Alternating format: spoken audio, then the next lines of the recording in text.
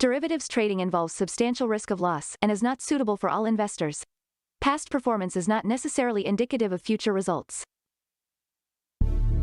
So stressful when the world's on fire.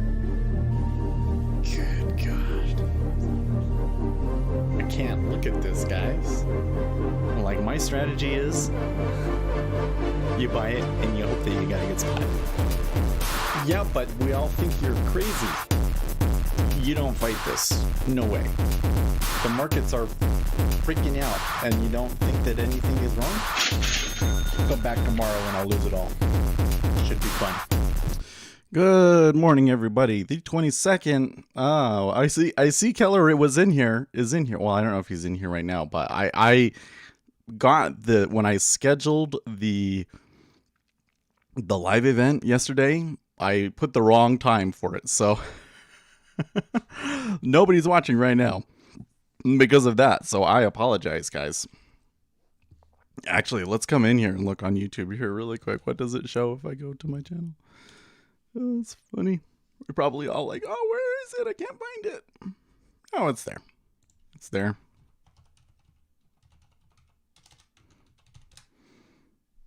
Well, they'll all trickle in.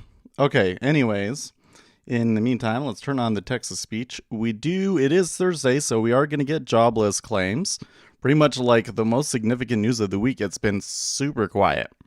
But yesterday, pretty amazing day in the end. So, there was no real way for me to know that was going to do that. So we took a profit here, and maybe we'll look at that. And look, the ramp on the close and everything, it's doing all the crazy things again for no apparent reason. So no apparent reason other than that people went short the day before and maybe they were just all getting squeezed out. I don't know. But anyways, that was yesterday and today is today. So we'll see what happens then. Here we got the treasuries. Treasuries are still like moving around quite freely and moving around quite a bit. And I'm not quite sure what's causing it to move or, how to handle that. There seems to be a battle over there. I also kind of wonder if maybe the CME is starting to feel like the treasuries are a little bit light. Like, I'm sure that a lot of market makers like abandon it, and if they're like doing a webinar series for the treasuries, that kind of makes me think that like they need more volume. I could be wrong. But that's the treasuries here. So a little bit of steepening in the overnight, though. We should note that. That's a fairly significant amount that I think we need to pay attention to. Oil again yesterday, taking the hit, rebounding, and then coming back down. And now today, we just got a little bit of a spike. So it's all over the place. The gold is trying to dig its way out. You would think that it would just be gangbusters, but given the dollar, but it's not. Everybody still hates gold and silver. So the market's concerned about inflation, but then you look at gold and silver and you're like, is it really concerned about inflation? Or have they all really just decided that it's Bitcoin, that Bitcoin is a hedge against inflation? Well, that idea kind of scares me a little bit, because like, what happens if inflation leads to a market decline? Then you're screwed. Okay, so dollar, so they were up a little bit yesterday. Now we're testing that 91 area. There seems to be pretty good support around the 91 area. That kind of a technical analysis, I would say is not very predictive, especially not in the instruments that we trade, but the Forex traders really, really look at it because that's like their only choice. So we should pay attention to those. So we got 2 minutes here. Don't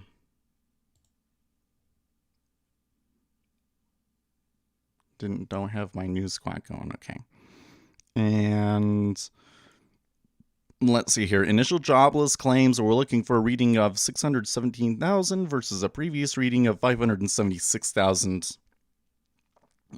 With the continuing claims of 3,667. My nose is so dry these days, and it just makes me sneeze and sneeze and sneeze. So there you are. I want to get people to trickle back in. It's probably gonna, that little mistake is probably gonna hurt the live stream viewership today. That's sad. Because usually when we start, there's at least 5 to 12 of you guys.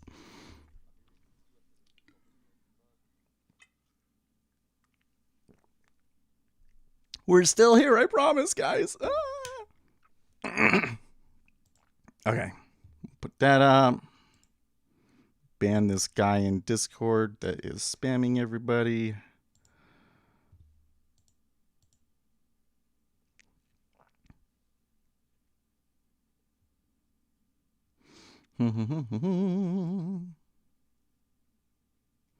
Are you gonna watch the ECB? You know what? I guess we don't really have a choice today, do we? Because, like, what else is going on in this market? I didn't realize that the ECB was talking today. Wait, is that listed on this calendar? Oh, yes, it is. It is. So, well, let's watch this news here first, and then we'll go and find it.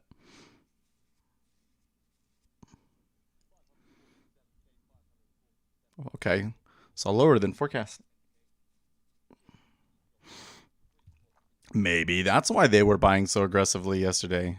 Note, though, that the E-mini is just not reacting at all. It's kind of sad. I guess if there's an ECB press conference right now, you're not gonna wanna.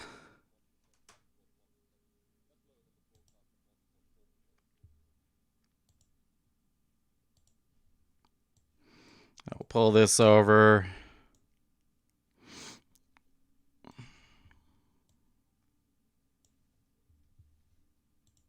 I will have to mute my news squawk.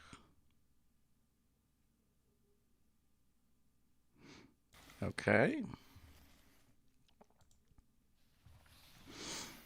So probably why there's not much activity there. Good afternoon and welcome to the press conference after the ECB Governing Council. I'm joined here on stage by ECB President Christine Lagarde and by ECB Vice President Luis de Guindos. Think they'll pull a surprise on us like Canada did yesterday? With the introductory statement, and afterwards they will answer questions that you may have to them. President Lagarde, please. Thank you very much.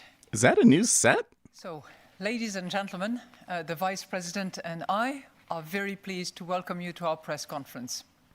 We will now report on... I tell you what, if that's what their set is going to be like, the Federal Reserve is going to have to step it up, man. That is a nice set. Sizable fiscal stimulus are supporting global and euro area activity. The near-term economic outlook remains clouded by uncertainty about the resurgence of the pandemic and the rollout of vaccination campaigns. Persistently high rates of coronavirus infection and the associated extension and tightening of containment measures continue to constrain economic activity in the short term.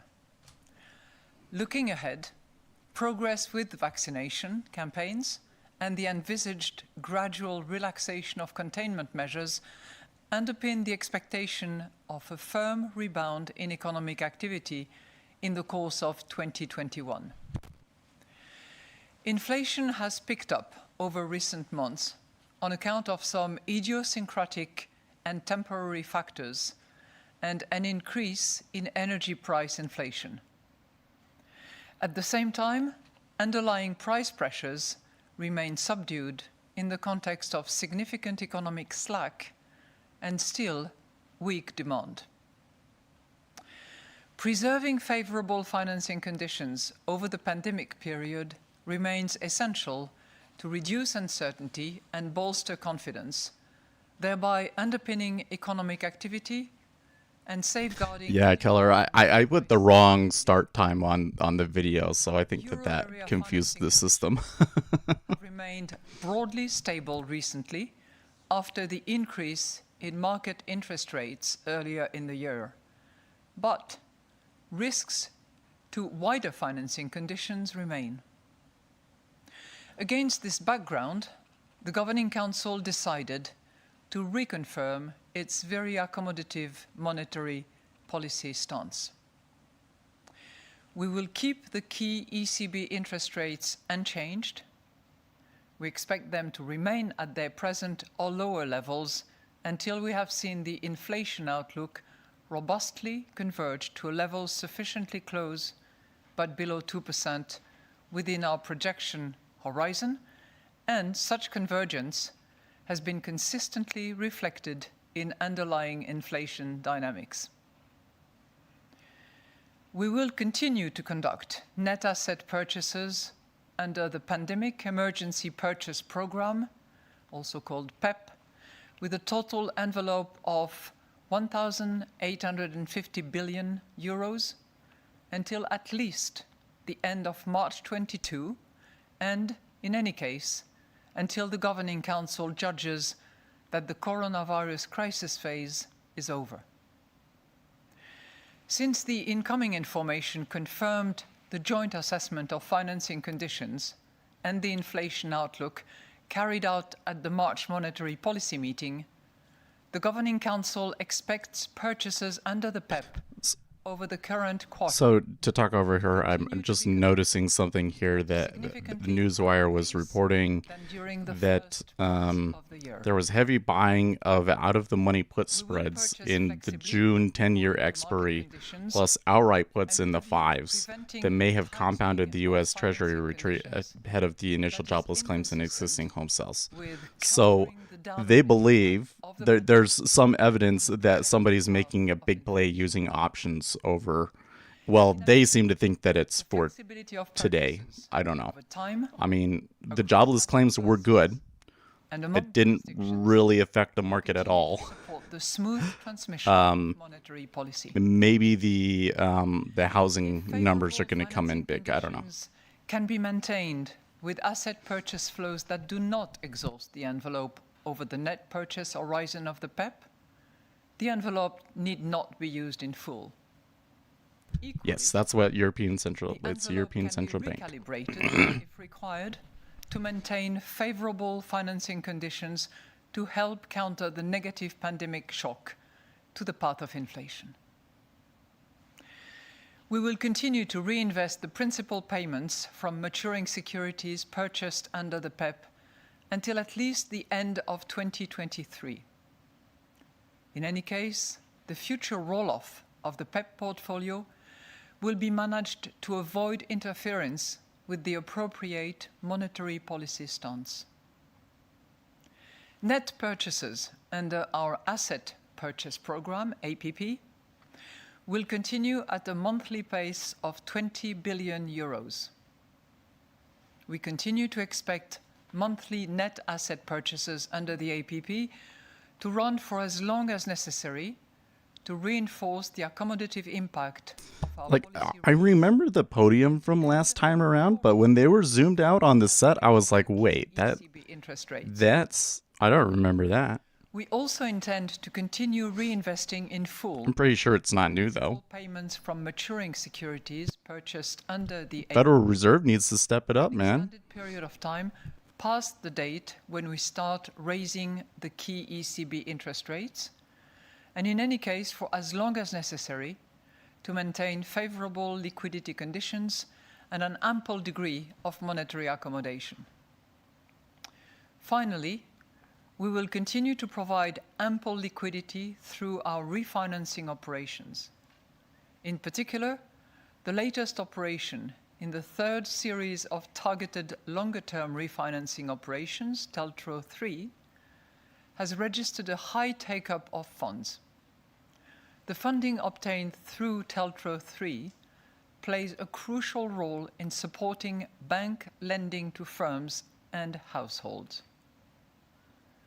These measures help to preserve favorable financing conditions for all sectors of the economy and thereby underpin economic activity and safeguard medium-term price stability.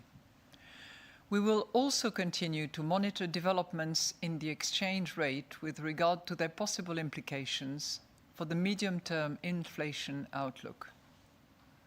We stand ready to adjust all of our instruments as appropriate to ensure that inflation moves towards our aim in a sustained manner, in line with our commitment to symmetry.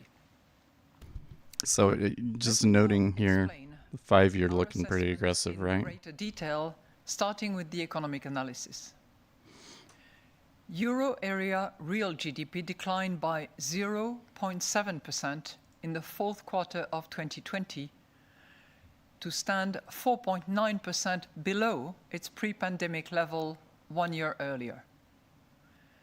Incoming economic data, surveys, and high-frequency indicators suggest that economic activity may have contracted again in the first quarter of this year, but point to a resumption of growth in the second quarter. Business surveys indicate that the manufacturing sector continues to recover, supported by solid global demand.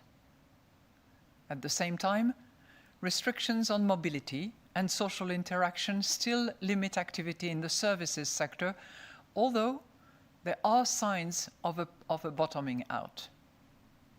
Fiscal policy measures continue to support households and firms, but consumers remain cautious in view of the pandemic and its impact on employment and earnings. Despite weaker corporate balance sheets and elevated uncertainty about the economic outlook, business investment has shown resilience. Looking ahead, the progress with vaccination campaigns, which should allow for a gradual relaxation of containment measures, should pave the way for a firm rebound in economic activity in the course of 2021. Over the medium term, the recovery of the euro area economy is expected to be driven by a recovery in domestic and global demand, supported by favorable financing conditions and fiscal stimulus. Overall, while the risks surrounding the euro Well, that was a bad film. outlook over the near term continue to be on the downside, medium-term That was a risks toxic Phil right there. more balanced. On the one hand, better prospects for global demand, bolstered by the sizable fiscal stimulus, and the progress with vaccination campaigns are encouraging. On the other hand, the ongoing pandemic, including the spread of virus mutations and its implications for economic and financial conditions, continue to be sources Cool. of I downside. fixed my issue about it not stopping out at the right Euro spot, so area that's good. annual inflation increased to 1.3% in March 21 from 0.9% in February, on account of a strong increase in energy price inflation that reflected both a sizable upward base effect and a month-on-month increase. This increase more than offset decreases in food price inflation and in HICP inflation, excluding energy and food. Headline inflation is likely to increase further in the coming months, but some volatility is expected. This is a really long opening statement. Reflecting the changing dynamics of idiosyncratic and temporary factors. These factors can be expected to fade out of annual inflation rates early next year. Underlying price pressures are expected to increase somewhat this year, owing to short-term supply constraints and the recovery in domestic demand, although they remain subdued overall, in part reflecting low wage pressures in the context of economic slack and the appreciation of the euro exchange rate. Once the impact of the pandemic fades, the unwinding of the high level of slack, supported by accommodative fiscal and monetary policies, will contribute to a gradual increase in inflation over the medium term. Survey-based measures and market-based indicators of longer-term inflation expectations remain at subdued levels, although market-based indicators have continued their gradual increase. Turning to the monetary analysis, the annual growth rate of broad money stood at 12.3% in February 2021, after 12.5% in January. Strong money growth continued to be supported by the ongoing asset purchases by the Eurosystem as the largest source of money creation. The narrow monetary Well, the E-mini did decide to finally start contributed to jumping broad here. money growth, consistent with a still heightened preference for liquidity in the money holding sector and a low opportunity cost of holding the most liquid forms of money. Overall, lending to the private sector remained broadly unchanged. The monthly lending flow to non-financial corporations showed a modest pickup in February compared with the previous month. This was also reflected in a slightly higher annual growth rate of 7.1% after 6.9% in January. Monthly lending flows to households continued to be solid, with the annual growth rate of loans to households remaining unchanged at 3% in February. The latest Euro area bank lending survey for the first quarter of 2021 reports a moderate tightening of credit standards for loans to firms, following more significant tightening in the previous 2 quarters. Heightened risk perceptions among banks were again the main contributor to the tightening, although their impact was less pronounced than in previous survey rounds. Surveyed banks also reported a renewed fall in demand for loans to firms, mainly driven by a continued decline in demand for financing for fixed investment. With regard to lending to households, the survey indicated lower demand for loans for house purchase, while the credit standards for these loans eased slightly, supported by competition among lenders. Overall, our policy measures, together with the measures adopted by national governments and other European institutions, remain essential to support bank lending conditions and access to financing, in particular by those most affected by the pandemic. To sum up, a cross-check of the outcome of the economic analysis with the signals coming from the monetary analysis confirmed that an ample degree of monetary accommodation is necessary to support economic activity and the robust convergence of inflation to levels that are below but close to 2% over the medium term. Regarding fiscal policies, an ambitious and coordinated fiscal stance remains crucial, as premature withdrawal of fiscal support would risk delaying the recovery and amplifying the longer-term scarring effects. National fiscal policies should thus continue to provide critical and timely support to the firms and households most exposed to the ongoing pandemic and the associated containment measures. At the same time, fiscal measures taken in response to the pandemic emergency should, as much as possible, remain temporary and targeted in nature to address vulnerabilities effectively and to support a swift recovery of the euro area economy. The 3 safety nets endorsed by the European When I'm reading Twitter here, workers, they're just repeating what Lagarde has been saying, and provide important I don't really feel like she's said anything significant or unexpected yet. So this is going to be a tough market until 10 o'clock, right? and the urgency of it becoming operational without delay. It calls on member states to ensure a timely ratification of U.S. health departments are rolling out mobile vaccination units to inoculate the homebound, homeless, and hesitant. Well, that's good. plans promptly, and to deploy the funds for productive public spending. Kevin Wimmer jeez. says, man, Lagarde is boring. Give back Productivity-enhancing Draghi. structural policies. Right. This Draghi was way more interesting than she is, I think. to contribute to a faster, stronger, and more uniform recovery and would increase economic resilience. Uzi says they keep saying the effects of the pandemic, and it's like the pandemic didn't do a thing, they did it. It's not like the pandemic killed so many people that it impacted the global economy. In the euro area.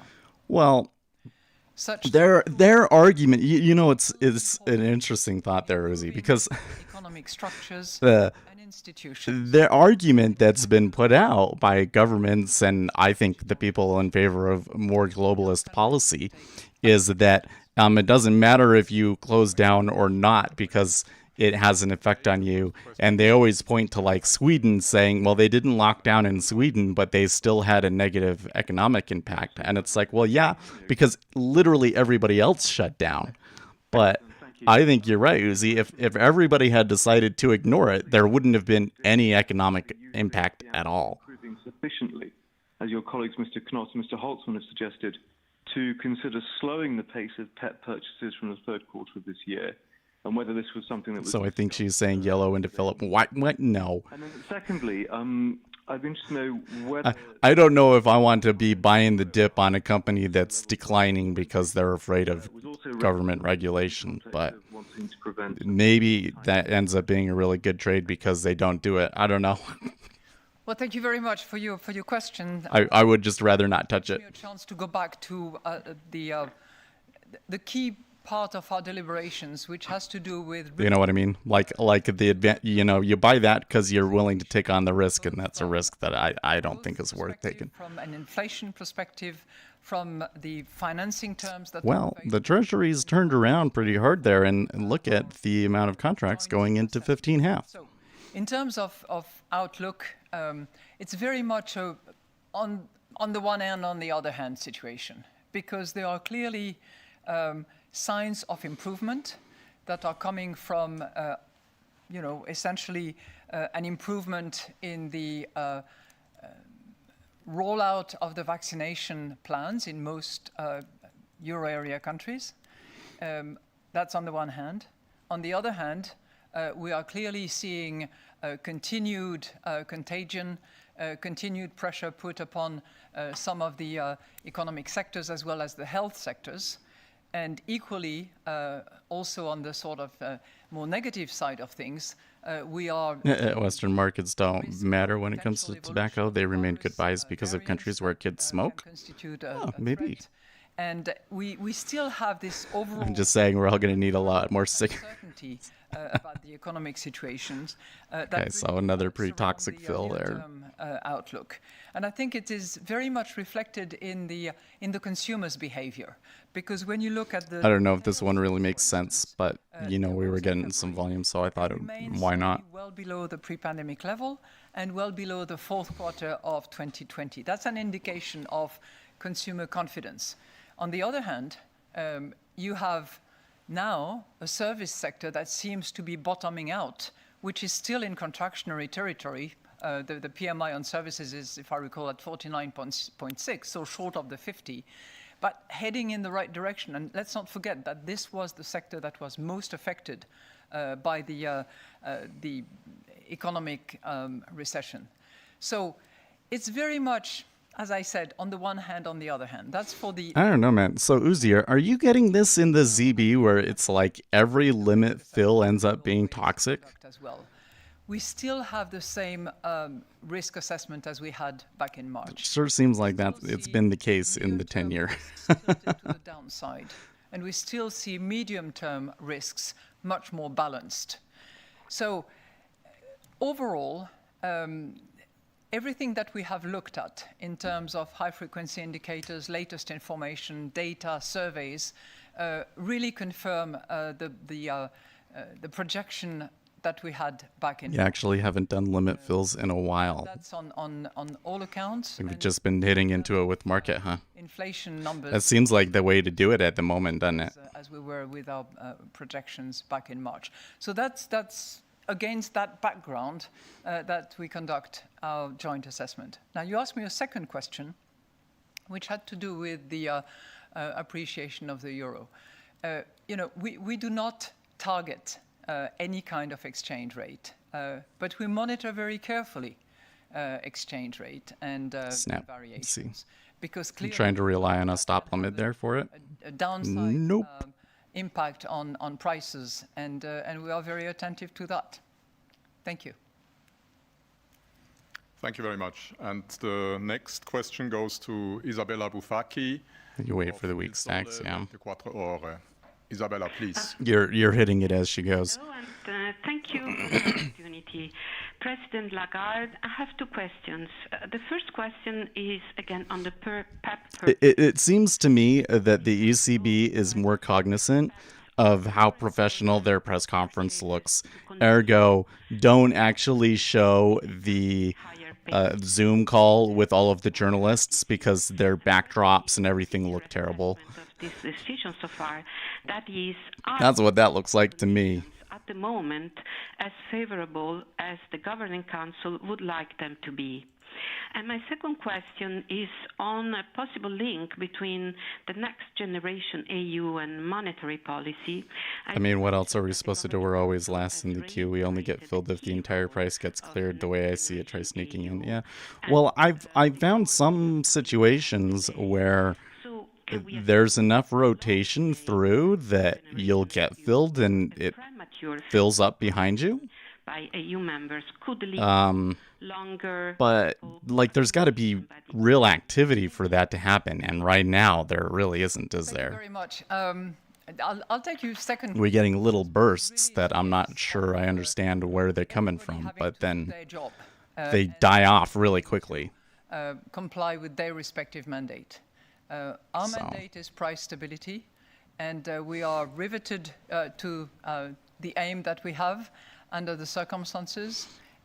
So next generation EU is clearly in the fiscal domain, as are some national decisions that the thing though is the thing that I find frustrating is that to do what they have to do.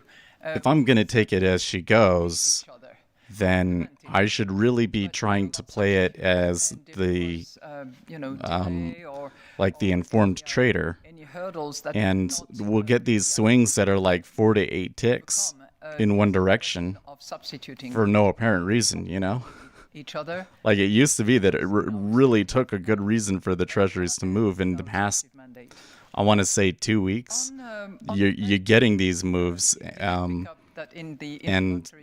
us on the retail side, we're not really getting much of a clue about why it's happening. There's like, it's like there's this huge portion of a news squawk somewhere that we're missing, you know? When we do that, it's with a view to preserving favorable financing conditions. And when back in March, we observed the financing conditions, we decided that we had to take action, and we significantly increased our pace of purchase. That was clearly the case. If you want to sell, taking it as she goes isn't smart on the way down. You want to hit it as it rises. Like if the market starts to turn down, hitting in with a tight stop is almost always a stop out. The pace of purchase. So we implemented right away. Right now it is. 16th of March, and we have continued. I have to think about that. Because there's definitely a thing to, like, when the market is rising, you'll tend to get a lot of volume. And when the market is falling, you'll get these situations where it will just fall on, like, nothing. Because as I said earlier on, our assessment of the economic situation so is then you hit it. Well, I missed that one. But look at this. Joint assessment that we do on I was going to say on an intermediate basis, as opposed to the comprehensive assessment that we conduct at the time of the projections, also lead us to believe that we need to continue those purchases at this significantly higher pace than. Well, so see, there's an example of a spot where I bet you I can get filled here. The next question goes to Carolyn. Without it going through me. Carolyn, please. Or at least that it will fight back up. Okay. So it's going to fight back up, but it's still pushed. I just wanted to follow up, first of all, on one of the previous questions about a gradual phasing out of PEP purchases in the third quarter. I'd like to know what the ECB would need to see in order for it to return to its normal pace of purchases. Would this be a confirmation of the economic outlook that you saw in March, as your colleague Klaas Knot suggested in a recent interview? or would you need to see an upward revision to your forecasts or an end to restrictions? What can you tell us about that? If I want to sell at Second of all, 12, in terms of financing conditions, which you were just speaking want about, to sell on approach from the your downside bank now lending after the survey market this has week showed pivoted that banks at expect say to 15. tighten credit standards even further in the current quarter after they've already. Oh, are you talking about on the 10? No, you're talking about on Is that CB. a worrying sign in your assessment, and what is the ECB doing about that? Okay, thank you for your question. On the first one, let me just assure you that on the occasion of this Governing Council, we did not discuss any phasing out of PEP because it is simply premature. I would also observe that any determination concerning the pace of purchase under the PEP is done not on a date or a calendar basis. It is data dependent. We have pledged to preserve favorable financing conditions. We conduct a joint assessment. I'd be watching. So you're saying like if they got up to 12, you might hit into 12 on the expectation and it'll go through a little bit? The inflation outlook. And it's the combination of the two, the financing conditions and the inflation outlook. It's on the basis of these two elements, which are quite complicated in their own respect, that we determine the pace of purchase. That's what we have done this time around on an intermediate basis. We will do it again in June when we have the projections, but any phasing out was not discussed and it is just premature. On the on the bank lending survey, I would just remind you that, I think it's mentioned very clearly in the introductory statement, that loans in volume numbers have actually slightly increased over the last quarter, and that is for the non-financial corporate sector, and has remained roughly the same for the households. That's, of course, backward-looking. The BLS is forward-looking and translates really the sentiment and the views of banks as to their future activity. And this BLS. So that one was a lot more the kind of behavior that I want to see. That downtick right there was not necessarily, but I could maybe as opposed to do. So this one right here, this one right here is the low liquidity spot now at 12.5, right? That tightening is moderate. And second, there is the view by banks for their future activity that they will. But if I know that that 13 is weak and that they're likely to be able to clear that 13, I can potentially take it. Less needs for investment and capex in particular. That's what we are taking away from the BLS. But the third point that we take away as well, and that's what banks are actually saying, is that TLTRO 3. Yeah, I use Epic Pen to draw on the screen. TLTRO to a certain extent for some banks are playing a critically important I own the role license. in helping. I don't even know if I know any of the licensed features, but I just thought it was such a good tool that it was worth getting. Back in March of the. I wish though that it would like highlight the mouse. You know what I mean? That banks are. I wonder if there's an OBS tool for that. Benefits from those TLTROs under the condition, I remind you, that they continue and extend lending to the economy, at least on a par with what they were doing pre-pandemic. Thank you. Thank you very much. And the next question goes to Francesco Canepa of Reuters News. Francesco, please, over to you. Yeah, good afternoon. Good afternoon. So, you said the main goal of PEP is to keep financing conditions favorable. Are you happy with the current level of bond yields, nominal and real? And the second question is about PEP again. Would you recommend it, or another tool like that looks useful? Well, so if you're going to stream, I think it's really, really useful, yeah. Affect the net numbers. So can you tell us more about how redemptions affect your ability to buy more bonds? I'm kind of wondering, it might not necessarily be the best tool. So I was just searching here and they're saying buy pointer focus. So I don't think that one draws things. I think that just like highlights your mouse cursor. One thing that you got absolutely right, and it's probably because I have repeated it extensively, is that our pledge is to preserve favorable financing conditions. And as a result of that, back in March, we significantly increased the pace of purchase, and we have decided today to continue to proceed at this significantly higher under Windows, there's an option relative to the first 2 months of 2021. When we look at the financing conditions throughout the chain, from upstream to downstream, we are Let's see here. seeing sort of Mouse settings. stable financing terms. That's pretty much reflected in Additional all the mouse measurements options. that we are looking at. Pointer We options. don't only look at bond yields, whether they're real or nominal, and of course we Show do the location of difference pointer and when I we press the like control what's key. real and what's nominal, and we try to understand what is the originating factor of any movement up or down. But we are seeing broadly stable conditions. That's overall, okay. whether it's bond yields or whether it is corporate. or Doesn't animate very well. terms and conditions. Now, your question about the weekly numbers. I would like to once again draw your attention to the fact that weekly numbers are not the most relevant numbers. I know that some of you will continue commenting on weekly numbers, fine. But what matters much more are the monthly numbers. And that's how you can really understand the trend and the pace that we are adopting. And I don't want to encourage any of you to do the math, but we do them as well. Here's And when we somebody compare wrote what a has been teacher purchased wrote on a program. taking into account January and February, compared with what we did in March, which was only half Watching an of Epic the Pen amount, because we video only where the guy started is able to highlight the mouse. on March the 16th.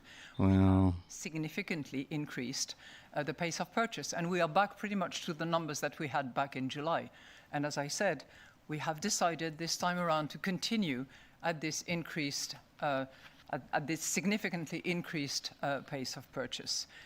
We also look at net purchases. Those are the numbers that we publish and that are most relevant. Now, obviously, he's probably using a different program to do that part. obviously, redemptions and Is he showing it as a at the right feature? comparisons, but trust me, Let me see. those comparisons indicate Get the link here. Let me good, see. significant increase in our pace Hi of everyone, purchase. Kevin And we'll here. continue to do Tid. so. Thank you. The next question goes to Jean-Philippe Lacour of Agence France-Presse AFP. Jean-Philippe, please. Yes, thank you. Good afternoon, Madame Lagarde. Yeah, they're doing something to do that. So the phasing out of purchases was not discussed today, while we had the Central Bank of Canada announce by surprise yesterday that it would reduce from Monday, not in several months, but from Monday, its purchases of sovereign bonds, because of the progress of the recovery. Was this element even brought up by members of the Governing Council today in the discussion as an example to follow in the near future? And allow me a second question to you as feminist, sportswoman and climate protection enthusiast that you are. You were certainly fully busy this week with the preparation of this meeting, but you couldn't have missed that woman in her early 40s from the German Environmental Party and former trampoline champion with no experience in governing issues, but she was nominated for the political race to succeed Ms. Merkel later this year. This means that Ms. Baerbock, to name her, could therefore potentially be the leader of the largest European economy. So what is your take on this kind of news? Thank you.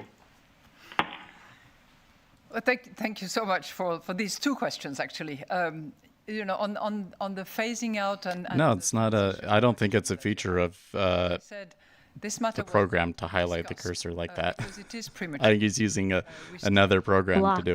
Go until we've crossed the bridge of the pandemic and the recovery is... He's probably using free cursor highlighter. Referred to an economy on crutches, one fiscal crutch, one monetary crutch. And I do believe that this image speaks for itself. The economy of the euro area, the economies of the euro area have to go across the bridge of the pandemic and have to be on solid and sustainable ground in order to sort of walk on a self-sustained basis. Now, obviously, we look at what other central banks around the world do on a regular basis. All banks included, Canada, Japan, the Fed, the Bank of England, all of them, because we are a close-knit and we appreciate what is being done, why, and each and every country has its own specificity. And Will the printer go burr? Oh, well, it's... complement their monetary. Think that it's still burring away. Plans that can be significant. On your second question, I mean, the first conclusion I draw is that competitive sports in all categories, whether it is synchronized swimming or trampoline, can actually equip you with a little spirit of competition, hard skin, and the desire to excel in your sports, but also in politics if one desires to go into politics. This clearly seems to be the case with Mrs. Barbock. The second lesson I would draw is that you don't need to be a seasoned gray hair or white hair person to enter into politics and be recognized for your own talent. So I very much welcome an athlete, a young woman, and certainly one who has a very high concern for climate issues and protection of the environment, which has... And they want me to uninstall auto hotkey on top of it. No thanks. Thank you, Madame Lagarde. The next question goes I would add another point, actually. It also shows that Chancellor Merkel has not discouraged younger women to enter into politics. And that's a very high tribute to a woman who has led this country, where we are currently, Germany, for 16 years. It's the value of role models. Thank you. The next question goes to Martin Arnold of the Financial Times. Martin, please. Hello, Madame Lagarde.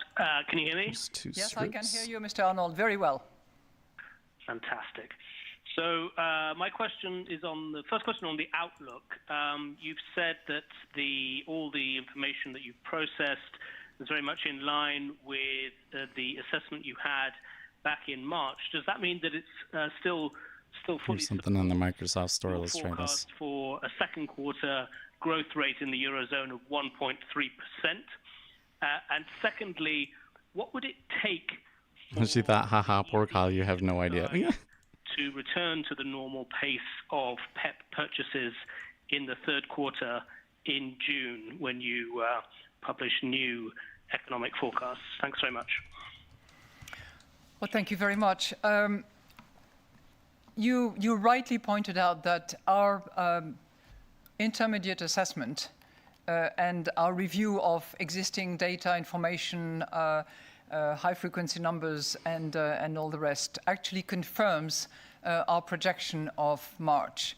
And obviously, I'm not going to give you any specific number concerning a particular quarter, because that will be done when we publish our projection next June. Ooh, look at that. Overall, what staff of the ECB is saying is that their projection are very much confirming, or rather the current economic situation and the outlook as we see it at the moment are confirming the direction of their projections as published in March. And they also confirm that while the first quarter we are very attentive, but might very well be negative. On the other hand, the second quarter is pointing to a positive outcome. Now, your second question puzzles me a little bit, because I don't know what is the normal pace of purchase of PEP. We decided in December to no longer be operating on the basis of a linear volume, but we decided to commit to preserve... Well, the way that it does a click isn't very good, but it does highlight it. I don't know if that makes it really easier for you guys to see. That we demonstrated in March, that we observed... Shut up so the market can go back to normal. Our assessment... I don't know, like this quietness is kind of normal though. So there is no normal pace of purchase. There is a commitment that has been made. There's a joint assessment that... Well, that works, but I wish that the click was like a cool animation or something, you know? We don't have the projections, or on a comprehensive basis when we have the projections, to actually jointly assess favorable financing condition throughout the supply chain of financing and the inflation outlook and the impact that one has over the other, with a view to returning to the pre-pandemic inflation path, which is clearly going some way into the inflation aim that we have, which, as you know, is close to but below 2%. Thank you. And the next question is for Annette Weisbach of CNBC. Annette, please. President Lagarde, thank you very much for this opportunity. I have a question on the slack in the economy. We've been hearing from the Bank of Canada that they are quite optimistic that by the second half of 2022, the slack will be absorbed. Do I have Python? Also for the Eurozone? And then I try my luck again with a question on what you think about would be appropriate in terms of moving in tandem or not when it comes to tapering, because I think the market view is that the ECB could not act before the Fed, so they would have to wait when it comes to any exit scenario. What's your view? Thank you very much.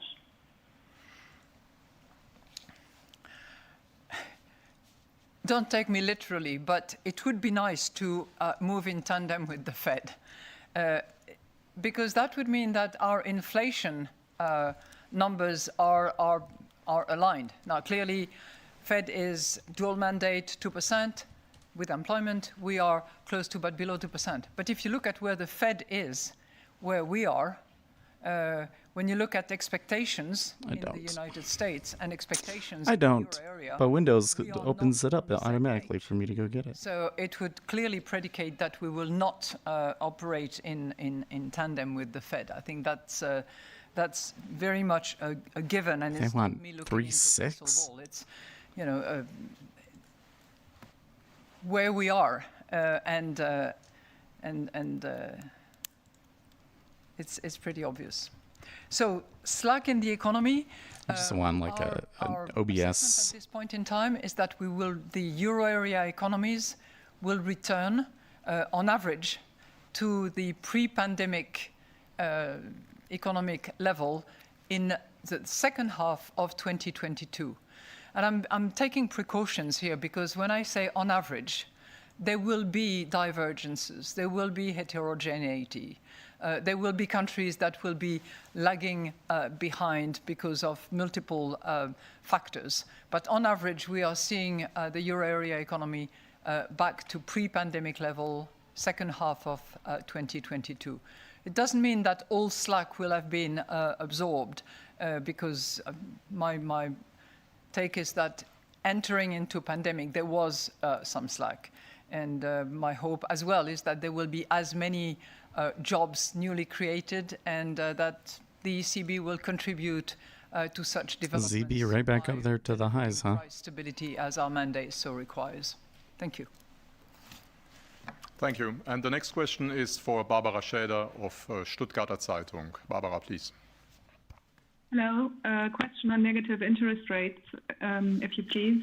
Here in Germany, we see an increasing number of banks passing on costs of negative interest rates to private customers, and especially even on deposits of 25,000 euros or lower.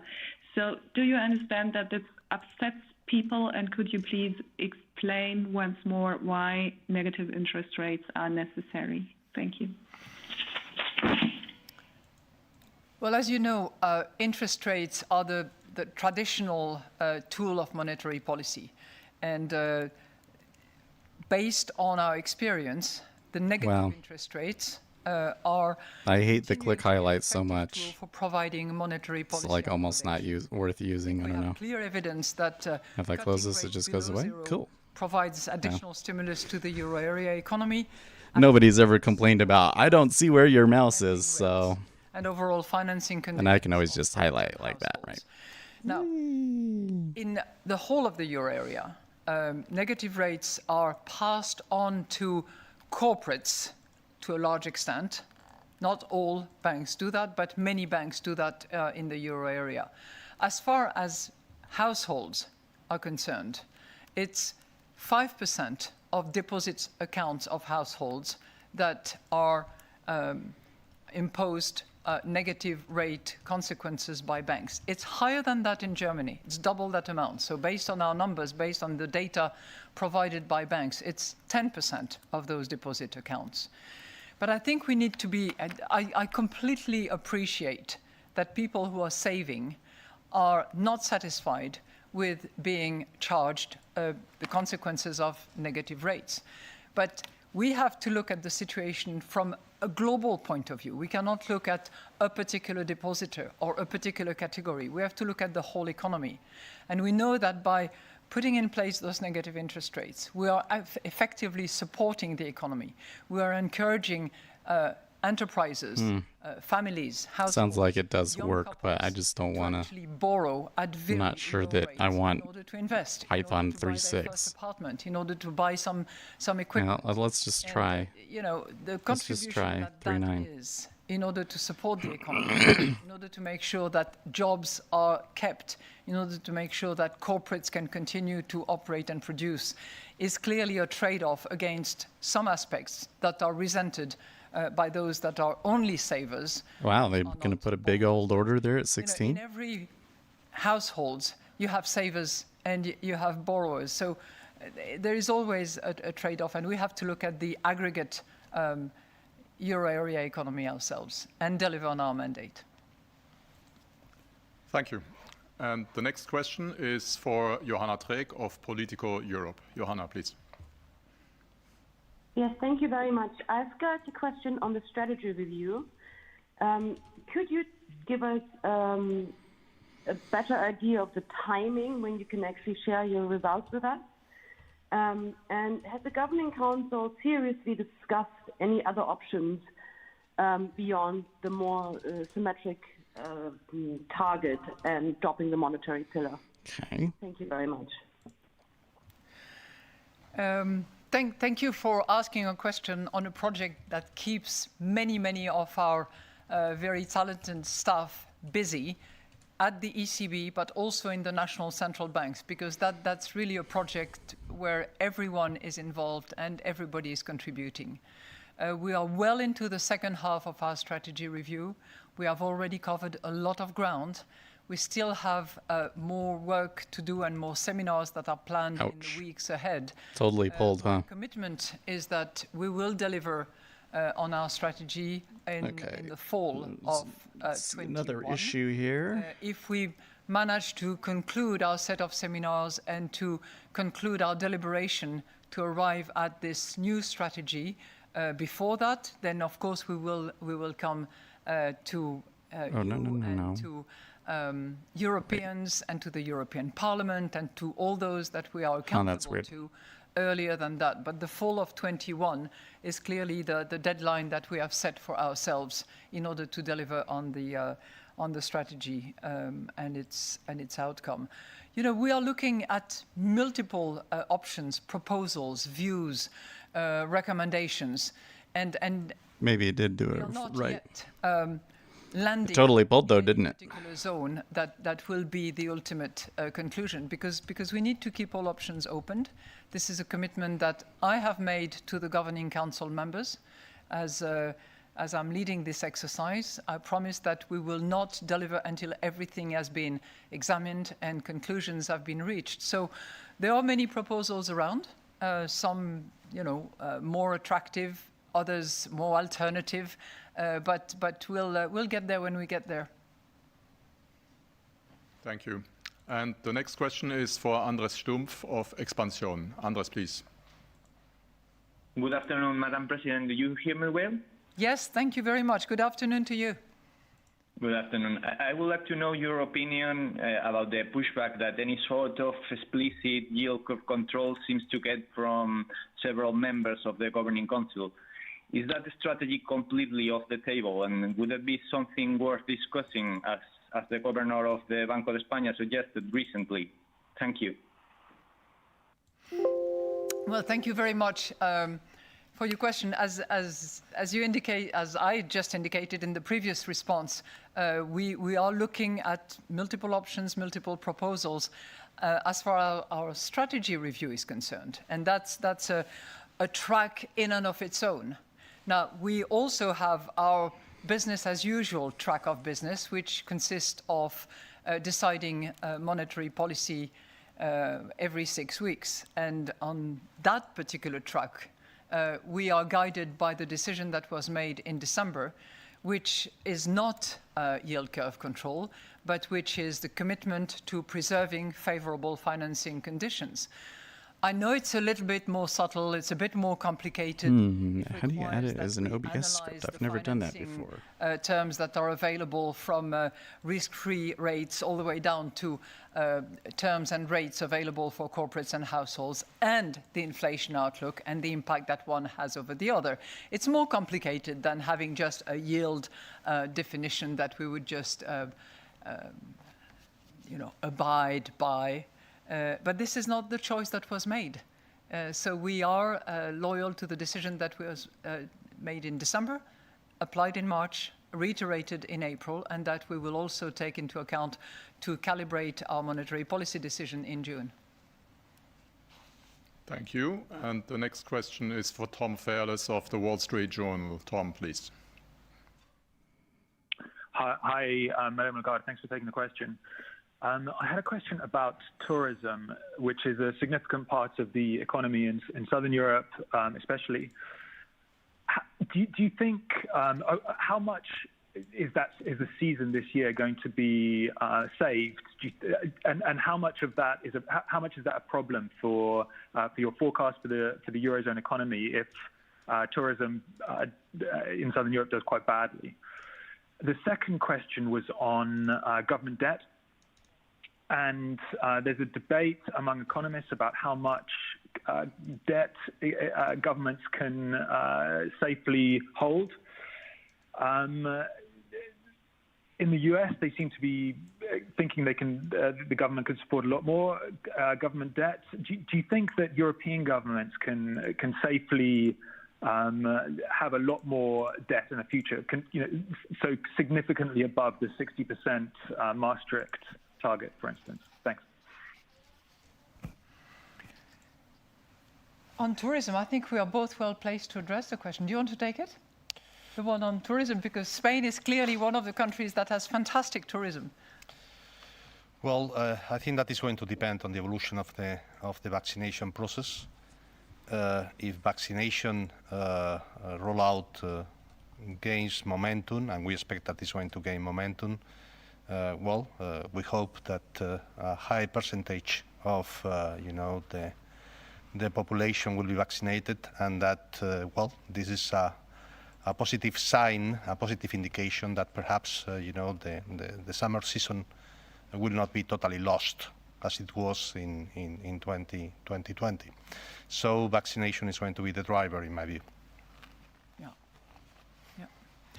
Yeah, and I think in quite a few of those countries we are seeing a gradual acceleration of the vaccination pace, and that's really much in demand for those economies that are particularly sensitive to the social distancing rules as tourism can be. So on the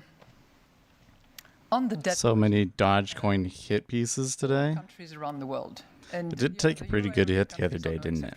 But all countries around the world. Oh, lovely! They came back down just to stop me out, so that they could continue on. Crisis that the economies hates me had in post World War times. So there was just no question as to whether or not the 60% threshold should or should not be exceeded, and whether you were below the 60 or way above the 60, debt had to be increased. Full stop. The real question is what use is made of debt now going forward, because it's clearly the use of debt in the first few months of the pandemic had to do with keeping the economy afloat, making sure that businesses were not going down the tube, making sure that people were not... I couldn't do that because I had that limit order out there already. Is what use is made of debt? Is the public spending targeted and temporary in order to cross the bridge of the pandemic, as I have indicated earlier in the first instance? And second, is this public financing going to be spent on productivity I don't think it works. reforms that will actually improve the growth potential of those economies? Oh, wait, I did not. I clicked the wrong button there. And financing terms remain attractive relative to the growth that can be developed as a result of those targeted temporary measures and Apparently you need Python 3.6 and 3.9 doesn't work. This is debt put to good use. I think that. Hi Wiz, what do you see? I see the ECB press conference still going and the market looking like it doesn't really want to do much of anything in the meantime. By the European Commission, by the European Council members, in order to redefine the terms of the Stability and Growth Pact. But this is a matter which is not for the European Central Bank to decide. Thank you. Thank you. And this brings us to the end of today's press conference. We would like to thank everybody for their participation and their interest. The next press conference is scheduled for June 10th. So if you would like to dial in, we would be very happy. And up until then, please stay safe and stay healthy. Thank you and goodbye. Okay, awesome. And I'm glad that they did it just before the market actually opened. So now maybe we can get a real trade on here, huh?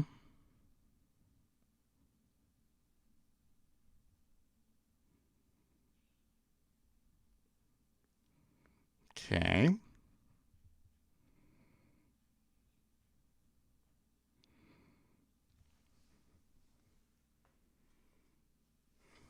Make sure my new squawk is going here.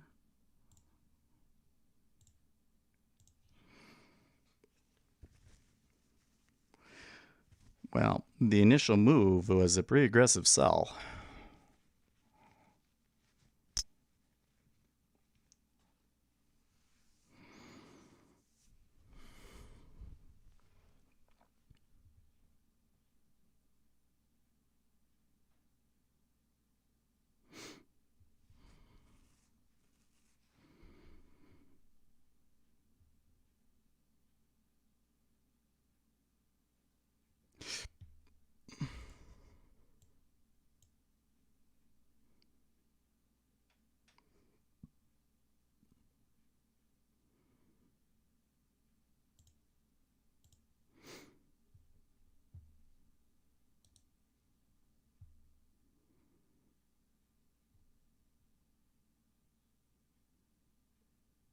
Well, there's not as much absorption there as there was in those kinds of spots yesterday. It was a decent selling, but you know, it's so tight, so that move there is not as significant as it appears, right? We're trading what? We're trading like 2,000 contracts here per period. Dollar is strengthening. So it does suggest some fear in the market.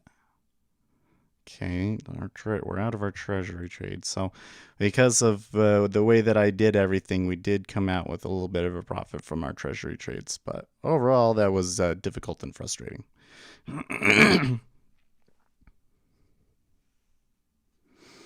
I think it's time for you to start trading currencies. The dollar was the only market that really moved during the ECB. Well, I do think we might do some small exchange stuff. Everybody's saying that it's like really tight, and I'm looking at it like, well, I think if there's like a big spread and everything, we could arbitrage it out and make some money.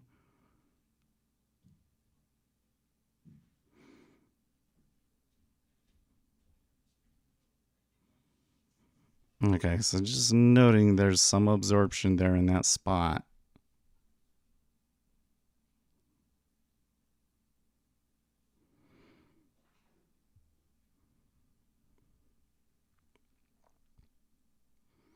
These guys not backing off though.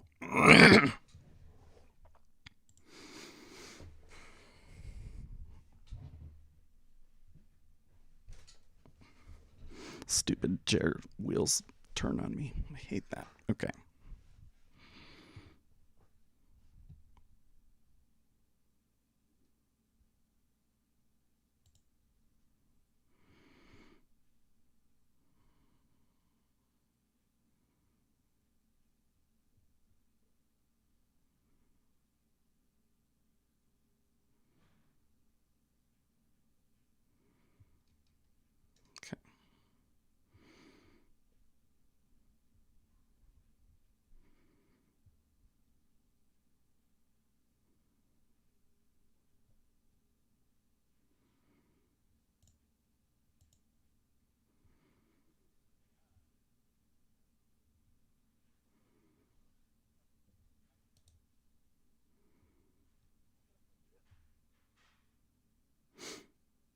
Good morning, Bill. You haven't seen them open like this in weeks?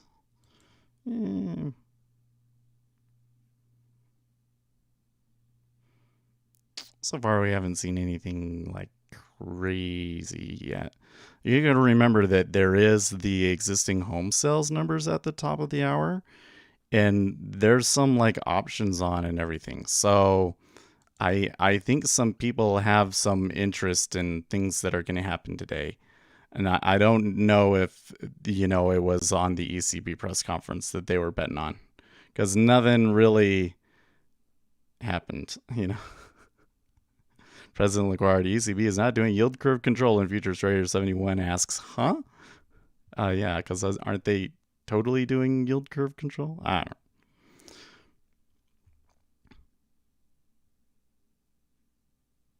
I totally admit I should have been paying closer attention to what she was saying during that press conference, and I was just like, checked out.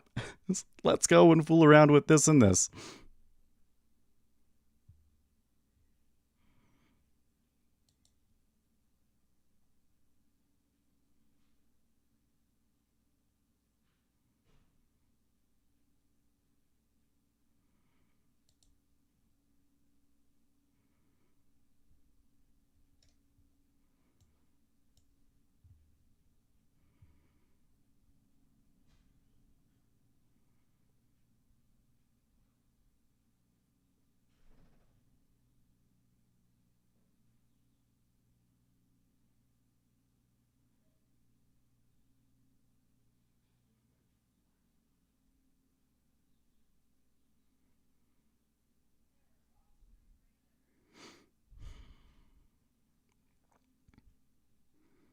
And Treasury's still kind of bidding up.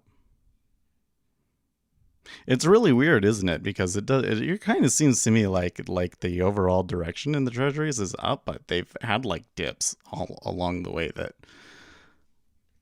will really fool you.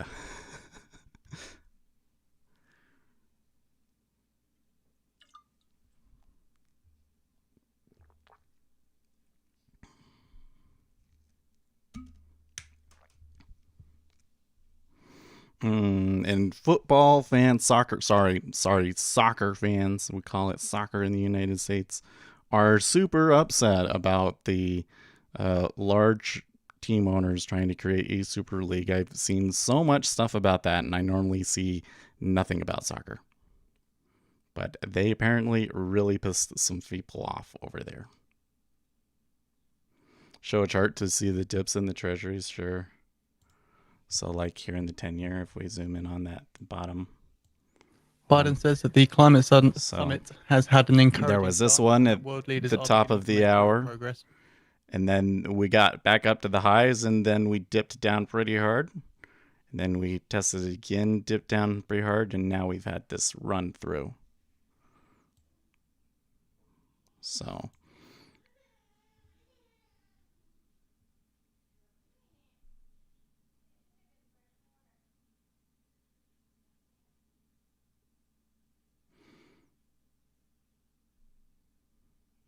well, they dipped down to here. I'm seeing a little bit more volume as they've risen back up, but we haven't gotten like a run through the low liquidity area and back up to the open price yet. So, and it's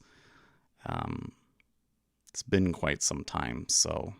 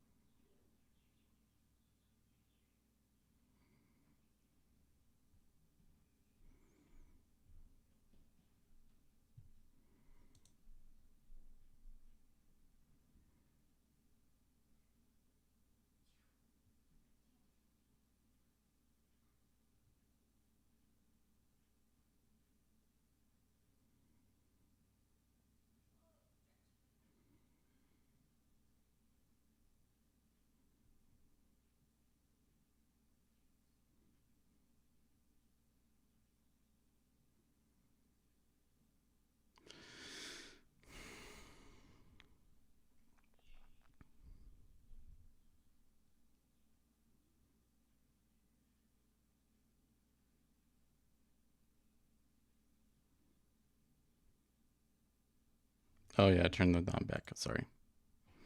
Okay,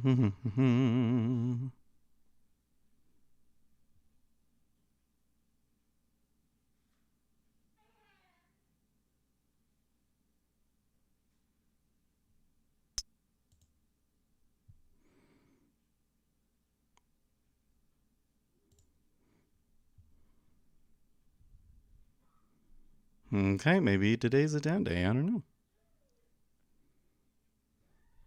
So they're kind of in a spot I'm a little worried about taking an outright short right here.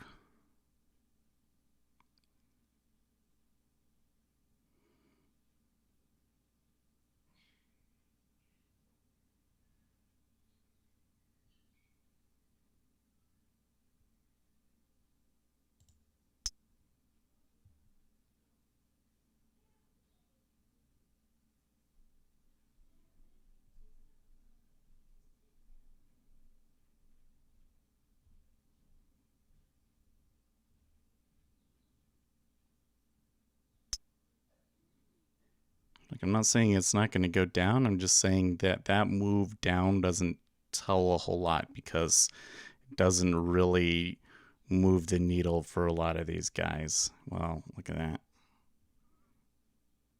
Even here still. Well, actually, that break might be enough for them to turn outright bearish now. Wasn't gonna down day was coming. Well, could be. The treasuries certainly aren't backing off there. But I mean, look, they made a new low. It's still kind of two-way, isn't it? Although there was a lot that sold, a couple thousand that sold there.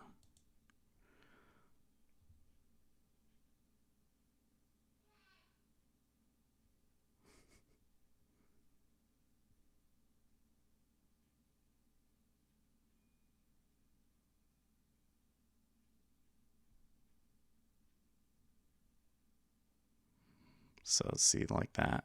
That's what I was hoping for.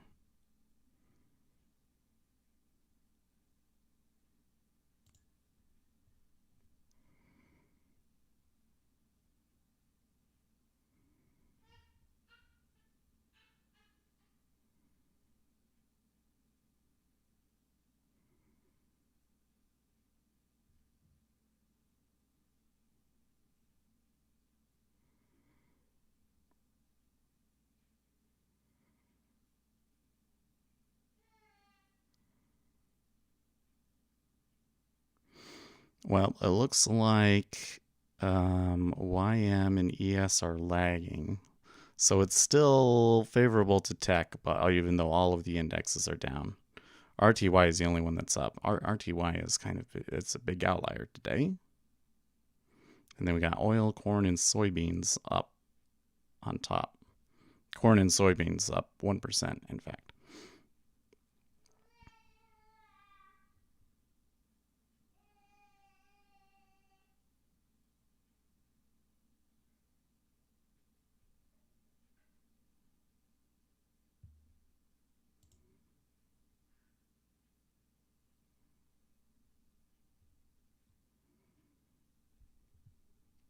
Well, I'm trying here. I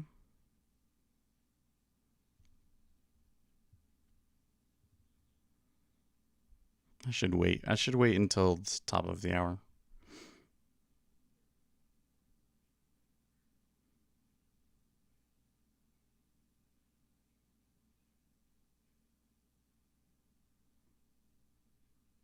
I'm not too sure if this action is really meaningful.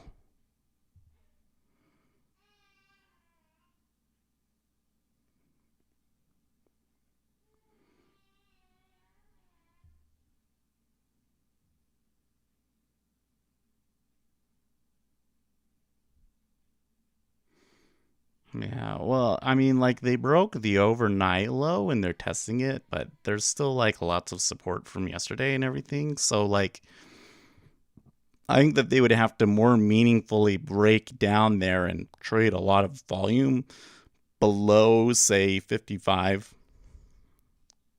Let's put our benchmark at 55. It's really like 53.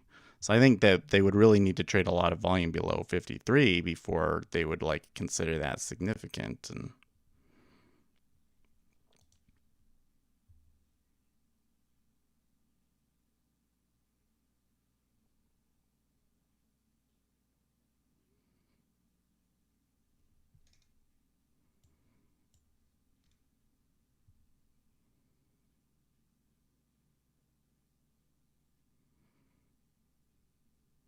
but there is a whole 15 minutes before the housing numbers, and that might not necessarily be like bearish. I'm not so sure. If people are selling, I don't think it's because of the housing numbers, right? I think somebody's betting that the housing numbers are going to be relatively hot and that the treasury yields are going to increase. That could negatively affect stocks, but I'm not so sure that that's what they're trading.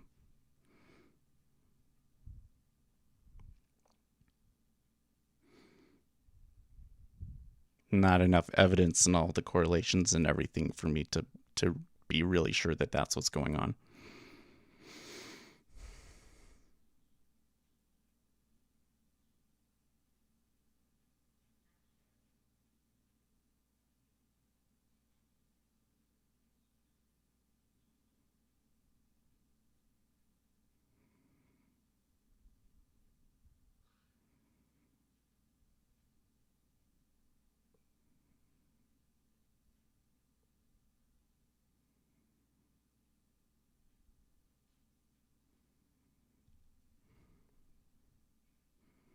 Comments now coming from Saudi Aramco. Russia orders troops back after massive Crimea drills. Said to start a strategic review of its upstream business and to weigh stake sales on some oil and gas assets.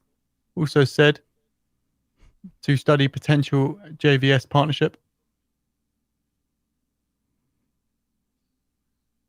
Saudi Aramco may raise billions of dollars in an upstream deal, coming from sources.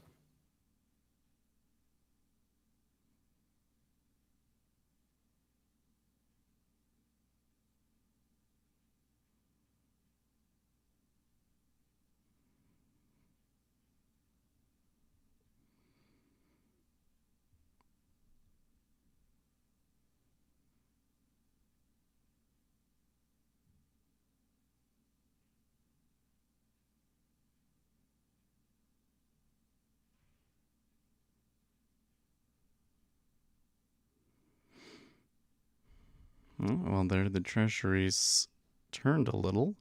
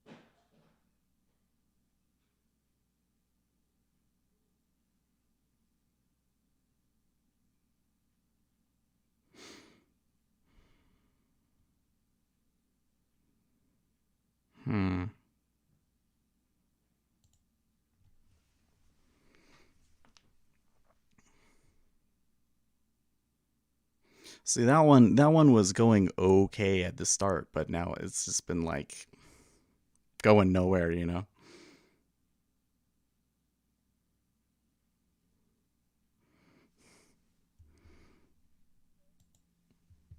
Min Finance says, why is the dollar so weak? Very good for me.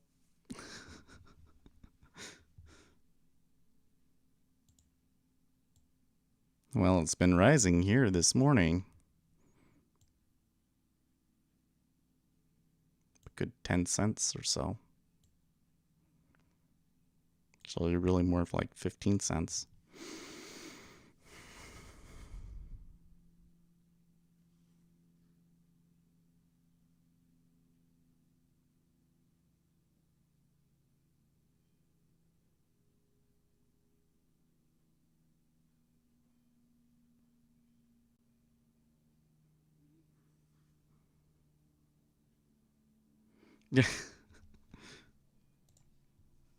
Min Finance says any day that the dollar is down is a good day.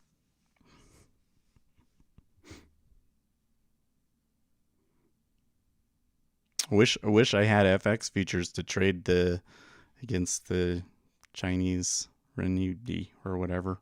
Renminbi. I don't know how they pronounce that. What they call that.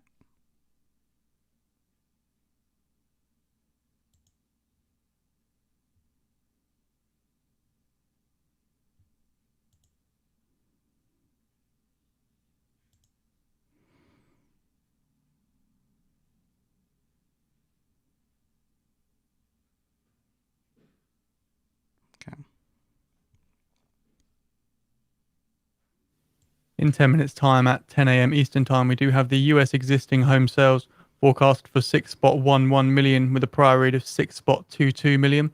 The Eurozone consumer confidence flash forecast minus 11.0, previous minus 10.8. The US existing home sales change forecast minus 1.8%, previous minus 6.6%. And the US leading index change month on month forecast for 1.0% with a prior read of 0.2%.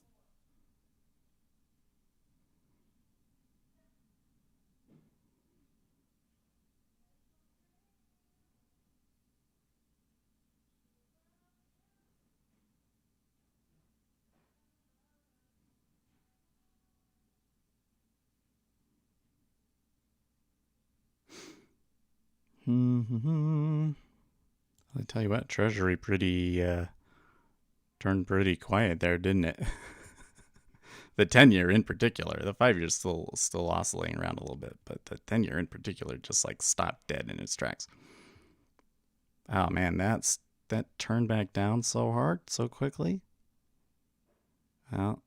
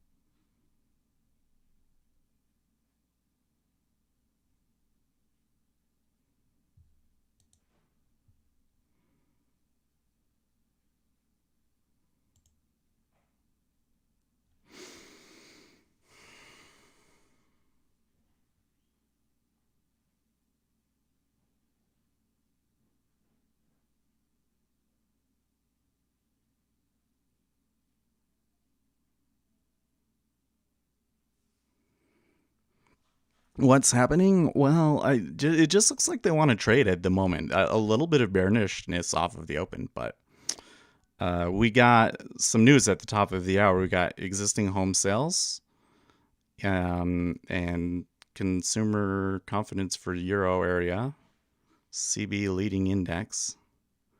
So we got a couple of numbers coming up here in a few minutes that might matter. There appears to be a large bet out there. I'm not quite sure what they're betting on, though.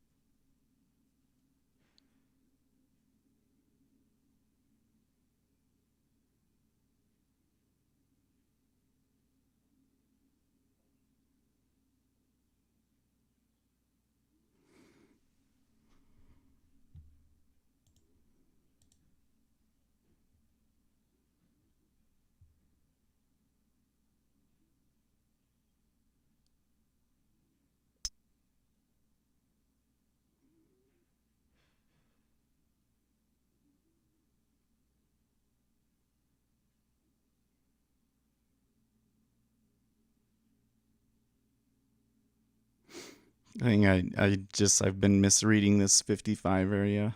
I think is kind of part of what's going on here.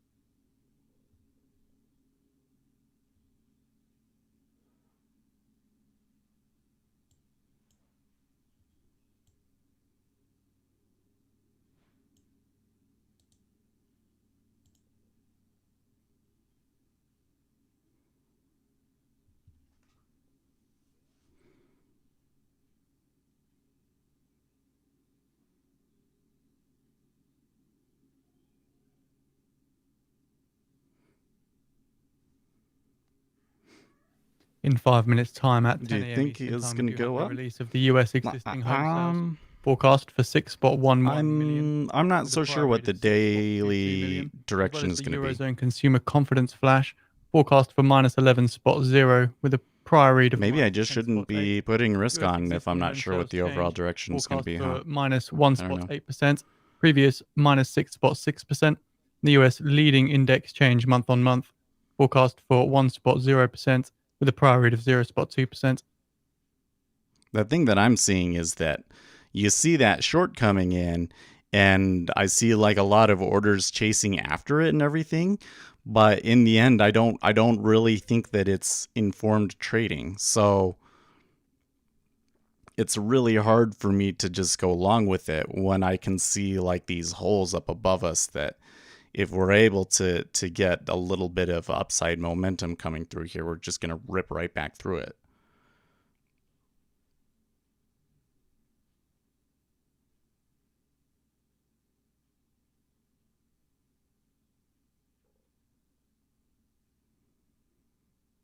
And the thing is that when we come down, I'm not seeing like people accepting we're going down and like adding volume on. It looks instead that they keep getting trapped around a certain few key prices. So do you get what I'm saying? Like, I'm trying to look at where are the places where I think that your typical retail trader would misread what the volume is saying and trying to play it off of that.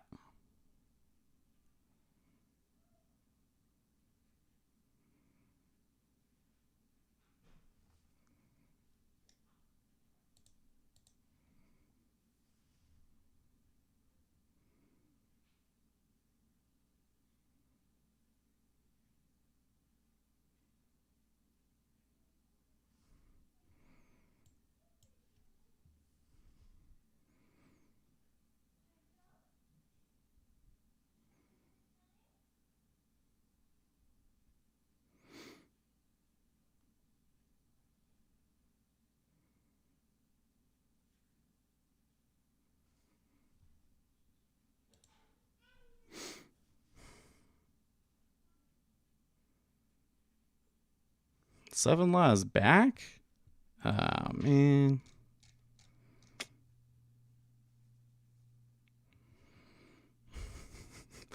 No, it's so fun. So you hear my voice. See, now you actually get the, because I was playing around with it. Now you get the actual insight into how I view those sorts of things, right? Because to me it's like the actual problem in the Discord, which like never happens, and now I have to deal with some. And the thing is like I could just ban him. But I don't know. I'm still kind of a little torn on like, does this guy have a mental issue or not, you know?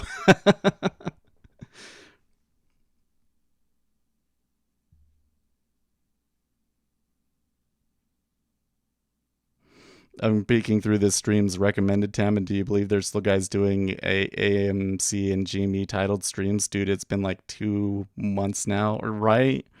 Well, I was doing that. I was looking around other streams the other day too, because I don't remember why. I saw we're still really light today. Like we're getting up to like 24, and then we'll kind of come down. The stream has just been lighter than it normally is.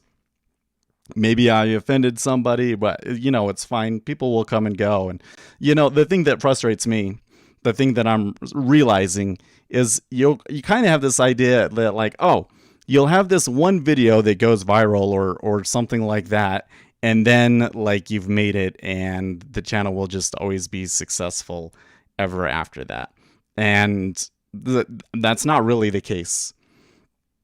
Or at least that's certainly not the case for me. I could have like one-off videos that do really well, largely because of search. But the stream itself, it's just going to come down to what people think about the content itself. And the reality is that most people aren't interested in what we're doing. Most people aren't interested in sitting and watching for ticks. 6.01 million, 6.01 million, which is lower than the forecast for 6.11 So the existing home sales number is coming out Eurozone consumer and is 6.01 versus my estimate of 6.19. Higher than the forecast of minus 11. And the month-over-month percentage is negative 3.7 versus spot 8. So that is lower than expected number. I don't know how that's going to affect the equities here, but that could be a good reason for the treasuries to continue moving up. 3%, 1.3%, higher than the forecast of 1.0%. Okay.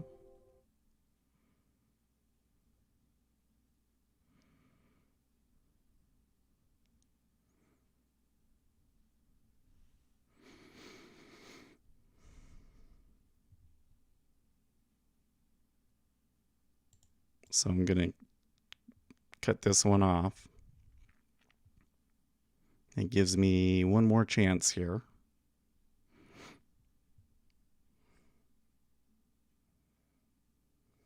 Anyways, so I was looking at it and I was like, okay, so why do some of these streams seem to be getting so many people? And I'm realizing that, they're riding certain popularity waves in the market, like AMC or whatever. And that's not what I want to do. I don't want every day to be, okay, what's the most popular stock going to be? Get in that and then try and get as many people following me, watching me trade that security. No, thanks. I found you through Reddit? No, so did you find the Discord or did you actually click a link that I had posted? Was there a particular video that you had come across? Yeah, it was a Discord. Gotcha. Yeah. A lot of people do come through the Discord.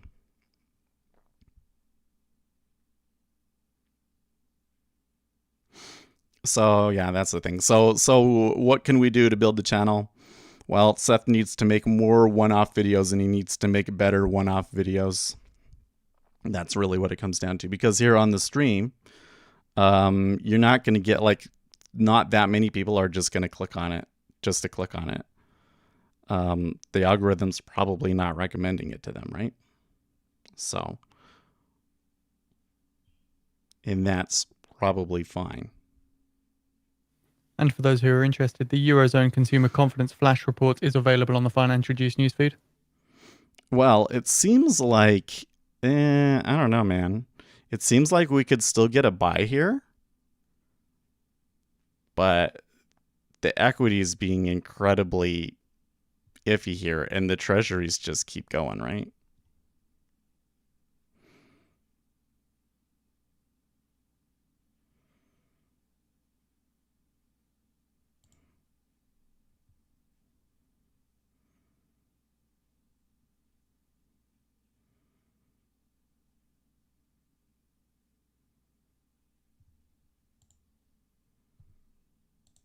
Yeah, I don't want to do 2 contracts. I don't want to have to manage a trade like I just did.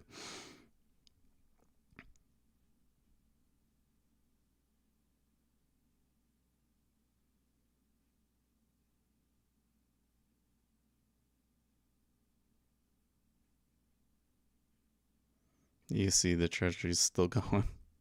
So wait, where are we in relation to previous days? Well, so overnight is all the way up at 24.5.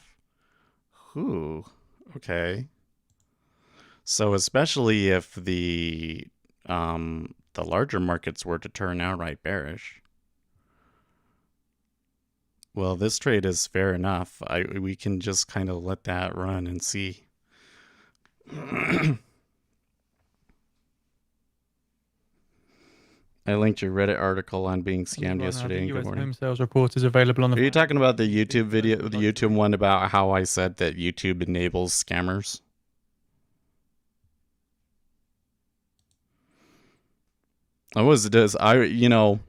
I didn't expect that video to necessarily do well because, a lot of it comes down to like, what are people searching for and how are you going to rank for a certain topic? Probably what I should be doing the most about is your setup. Probably I should be doing things about your setup, but. Okay, so they broke the lows there. And now they turned back up really, really hard. And we just got like a really aggressive buy there. I'm going to take one of these off.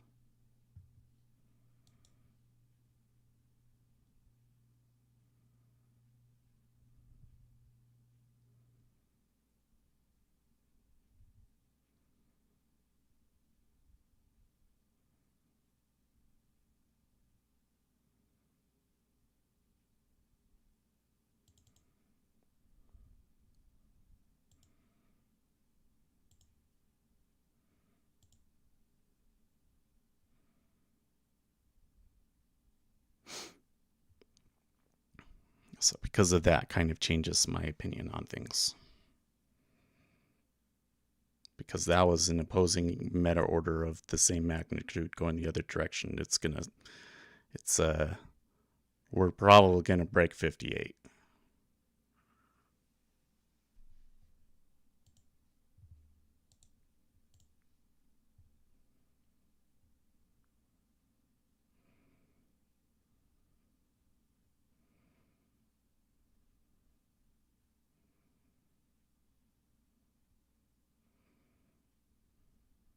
Treasuries, on the other hand, I think that these could go back up to 24.5 because if the home sales is not nearly as crazy as it seems, that kind of suggests to me that the housing market has kind of hit a limit where things have gone so crazy that people aren't buying as much anymore, and certainly not buying as much as the analysts anticipated. And that puts a real damper on the idea that the Federal Reserve is going to have to raise interest rates because of inflation and things like that. Because housing is going to be one of the most, that's the thing that's like the most directly affected by interest rates, right? So I think that on that one that we have a good trade in the Treasury. I'm not quite sure what's going on here in the E-mini, but a move like that should launch you back up. So probably we're in the right spot just based off of those orders alone. But so now we have to consider that was probably an informed trade. And everybody's positioning and everything else, I think that we got a pretty good setup to continue up here. So.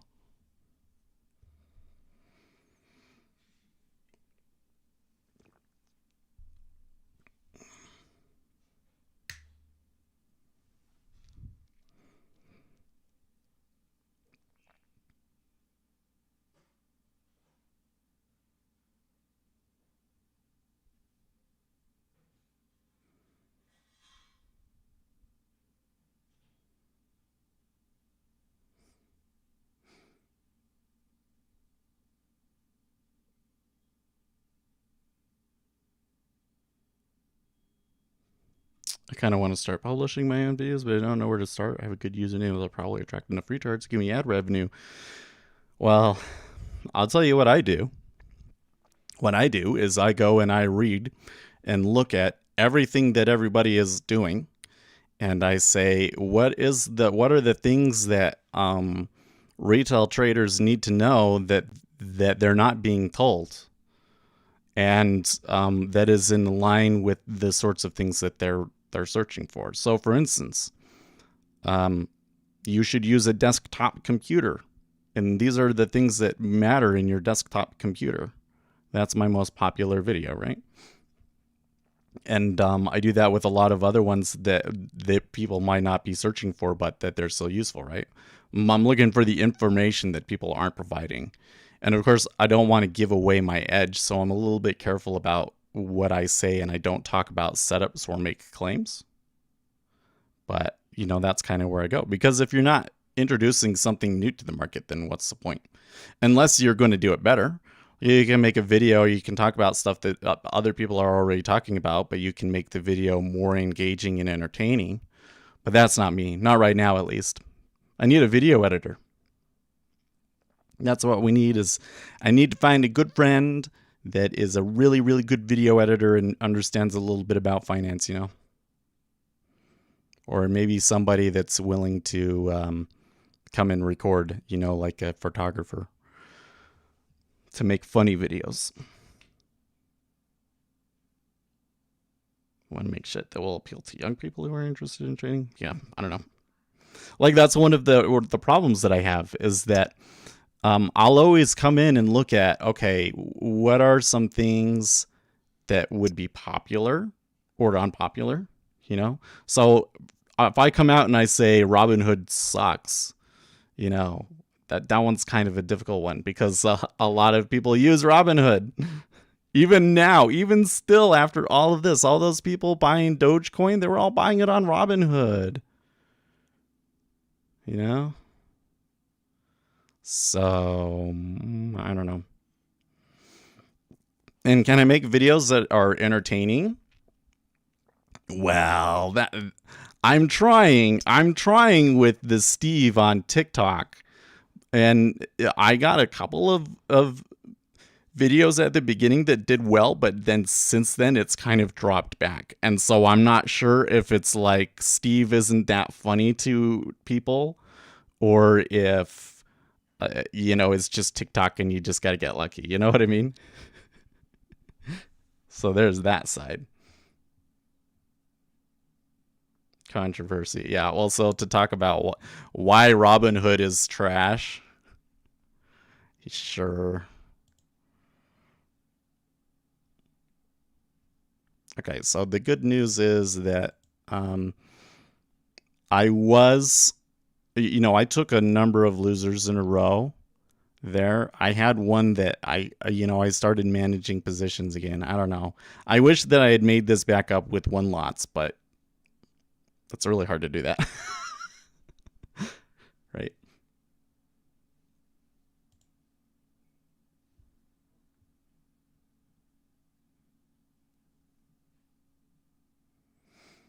You have to stoop down to what the masses want, sure. But that's what I'm saying, is that, like, the issue is that if you just go to what the masses want, then you end up making the same content that everybody else is making. So then it's like, are your videos more engaging? Or, you know, are they more entertaining? The video production quality of them better? Well, you know, I edited a little bit, but I'm certainly not there, right? So you kind of have to consider, like, what's your niche is going to be. So my niche has to be providing information that people don't get elsewhere. Fair enough. So then the question is, how do you provide that data while still giving them the things that they're searching for and looking for?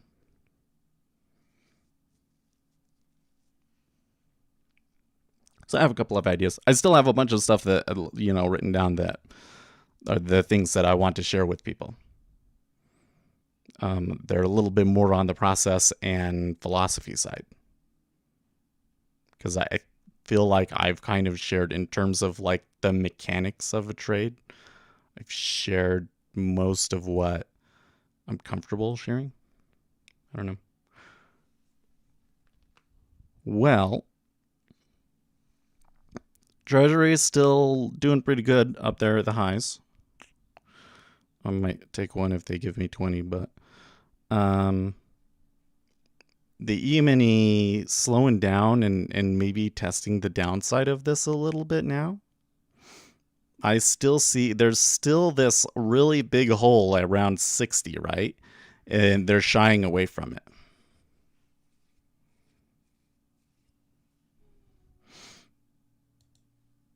And that one's definitely a hold. So a good chance. I'm hoping that we're going to cross through there, and then we're either going to jump right back to the open or we'll rotate around 60 for a while. And then hopefully if we do rotate around 60, that's enough to convince them that, hey, okay, we can try a bullish run now. And with the treasury yields retreating, I certainly think that that helps. Interestingly enough, though, we're seeing some dollar strength. So that's not really helping the indexes. If the dollar were to start coming down, then that could really help equities. But I think that the reason we're seeing some dollar strength is because the treasuries are moving up. So it seems to me like people are like, oh yeah, let's buy bonds.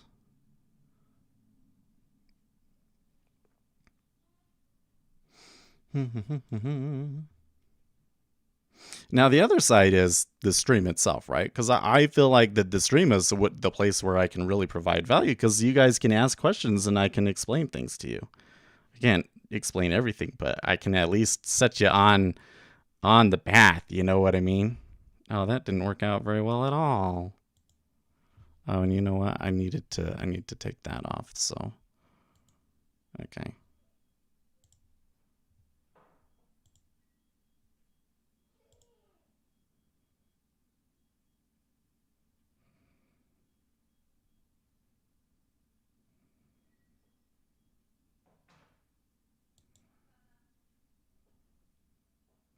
Look at that dollar go.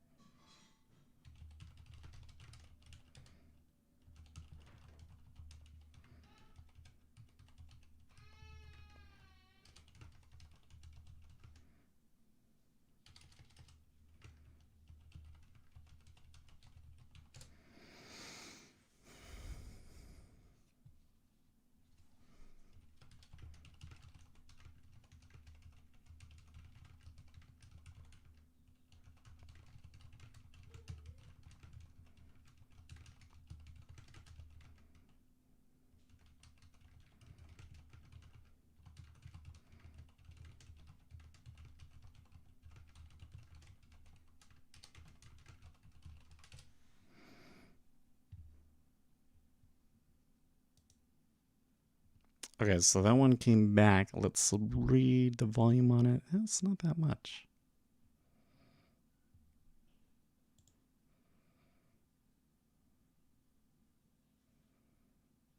Yeah, look at that.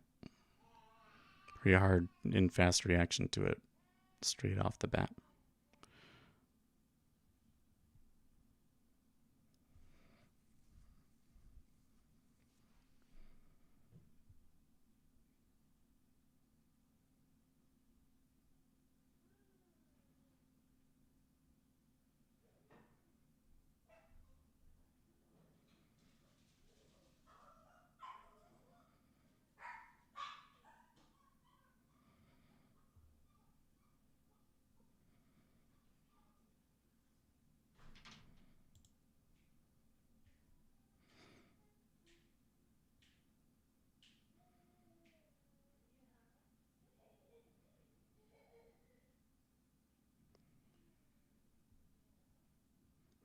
Okay.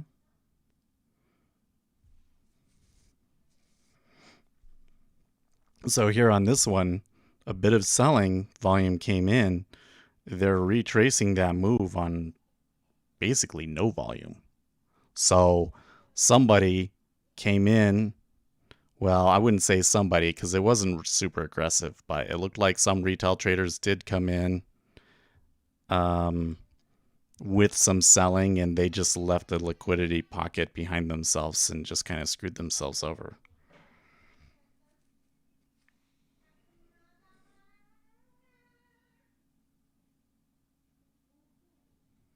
The message deleted by the Google moderator team. What?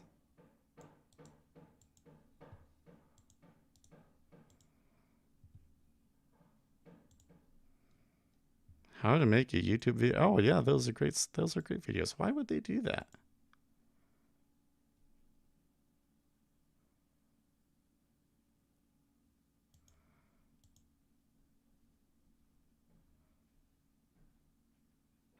That's so weird, Win. Did you guys, could you see it when it did that? And I can't unhide it either. YouTube's like, no, Win, you're not allowed to post other people's streams. You must be on somebody. You must be on their shit list. You must have posted too many links and YouTube thinks that you might be a potential, you know, spammer.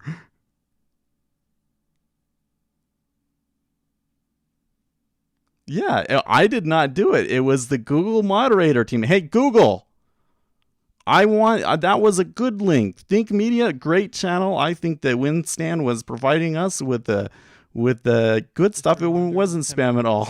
At 10:30 a.m. And by the way, Google moderators, if you're listening, stop throttling the channel. Forecast for 47 BCF with a prior read of 61 BCF. The stuff they link and they removed my clean cut nice people link. I know, right? Like, and when you think about all of the spam that gets posted, oh my gosh, that's so funny. So wait, Win. Post a link to speculatorseth.com and let's see if it removes that.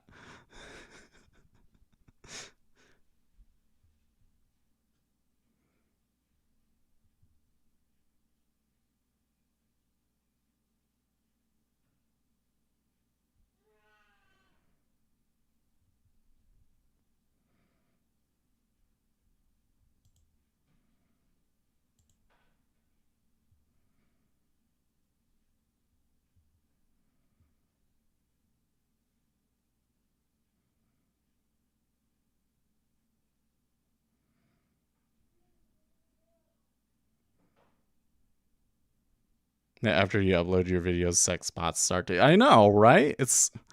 I find it frustrating. You think you got a comment, and then it's just some stupid robot. You're like, oh, crap. And, like, you guys post legitimate comments on my videos afterwards, too. So it's not like, you know, I can't just ignore them, right?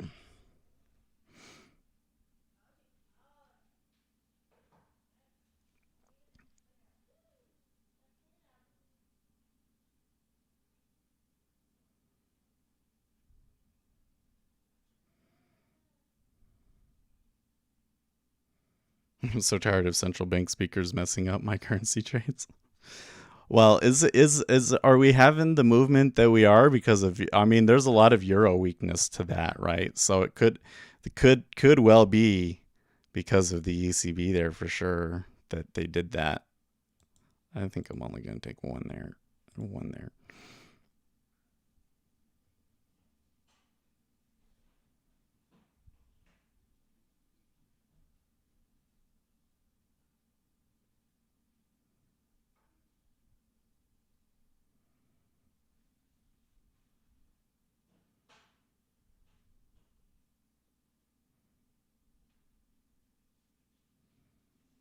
Yeah, they've definitely got this spot here that's like stuck.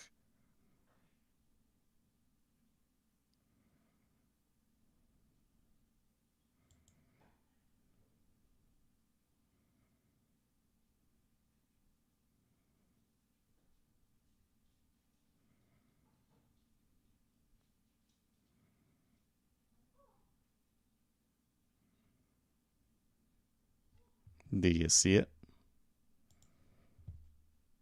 Something like this. And like this.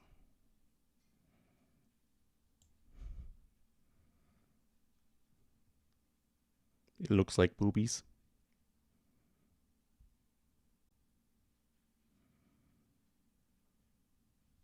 So they keep zigzagging across this, and then when it does it, all the retail traders think, oh, this is the one, and it dies out.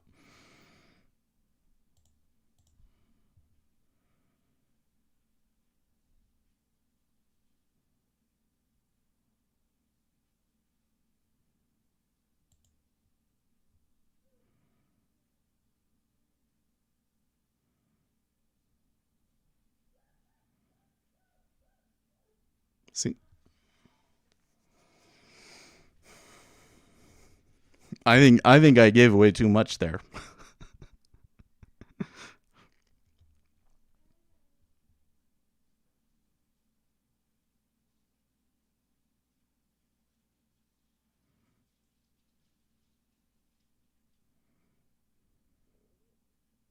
And then the area between the boobies gets a big sausage point of control. That can be what happens if it stays there long enough. Yeah, exactly.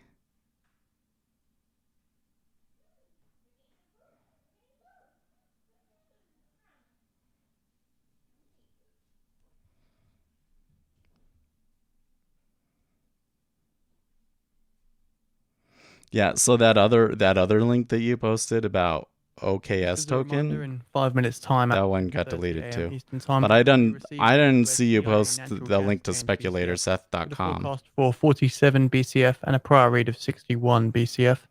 So if you've been posting links on other channels to cryptocurrency stuff, that'll definitely get you flagged. I would not link to like even other YouTube videos, because they throttle the Bitcoin videos. It's part of why I stopped making them, because I was like, well, I probably could become pretty popular with just Bitcoin, but YouTube apparently doesn't like that.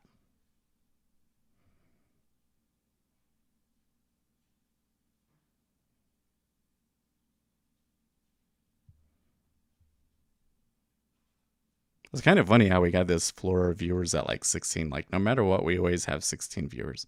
Those 16 of you that are always here with us, thank you so much. I don't know what happened to the other 32 of you, but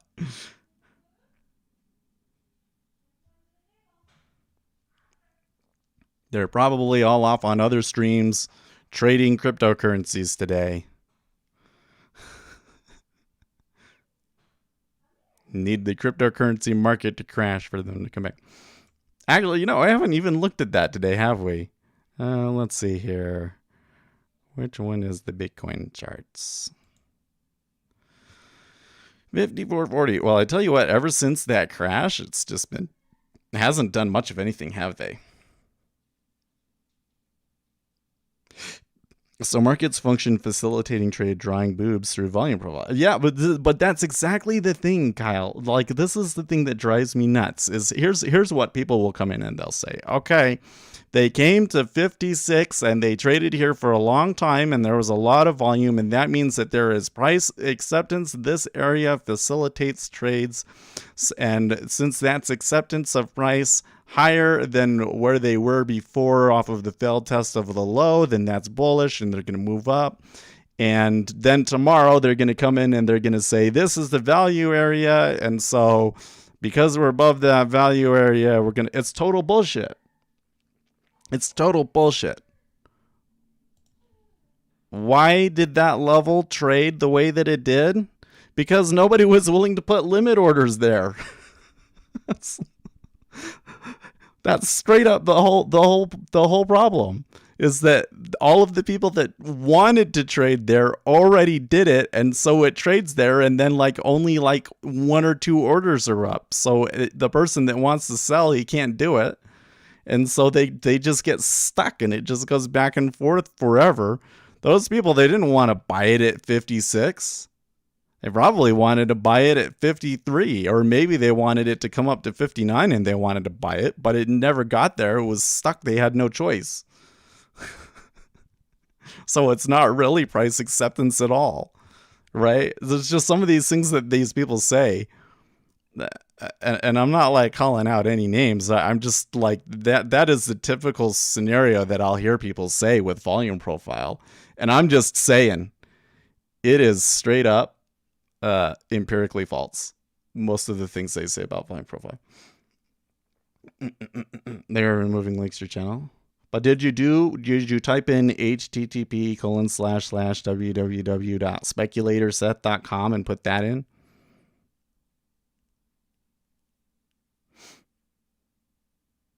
Look, there's a big old fatty order right there. Just under 1 minute remaining now for the US EIA natural gas change.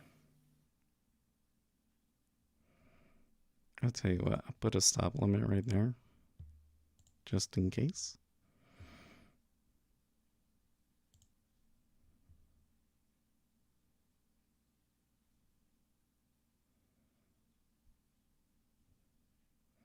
Yeah, Kyle, they didn't want to buy, but they had to.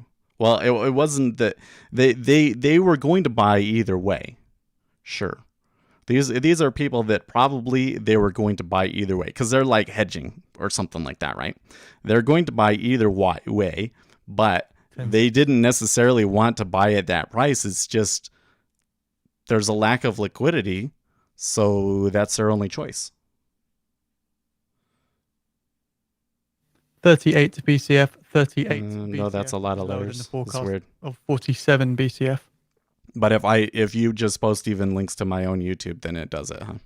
So probably what has happened is the auto moderator thinks that you're spamming. And oh wow, look at that. Do I really want to take it against this? I think I do actually. This might be really stupid, but okay.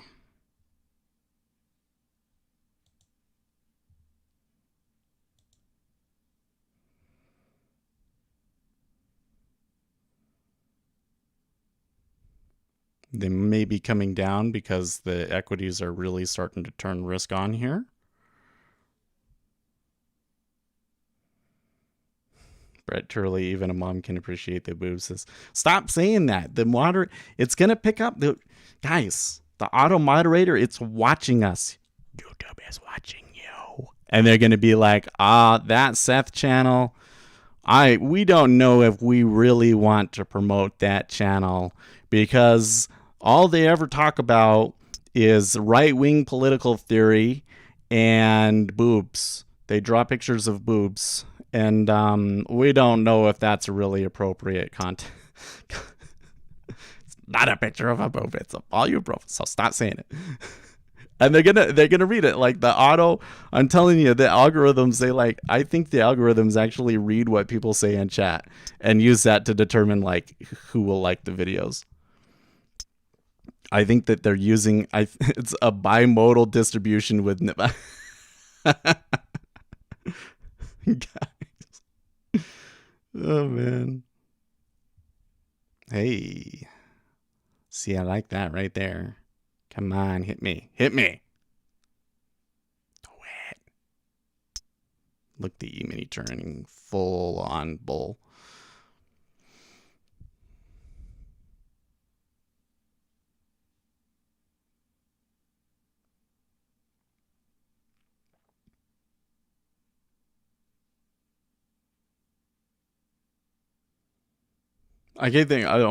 For some reason, I keep coming back to that argument about safety versus freedom. And I'm like, is that why the channel's getting? But then I think, no, we're having a little bit of trouble before that, right? Yeah. We're having a little bit of trouble before that. Moderators will love Steve. They will pump your channel. Well, so I did make a YouTube channel for Steve. So that's one of the like conundrums that I've had is like, should I really make it as a separate channel? I think I should. I think it should be a separate channel. And but then like what kind of content should I do for one-off videos? So I have a couple of ideas for videos that I think could make like a full video as opposed to like the TikToks. I don't know. I don't know. I should just do it. I should just do one video for YouTube. I don't know what's holding me back from doing it. I don't know. I'm afraid that I'm going to get like it's going to do well or something. I don't know.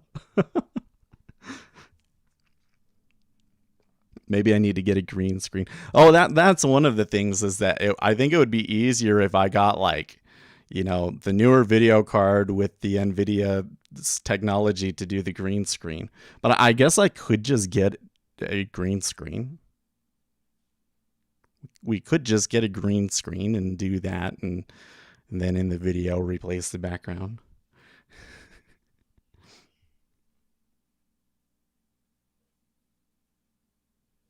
Let's see here. Elgato has one, right? $150? $160? Okay, so there's the open. 41.66 is the overnight high.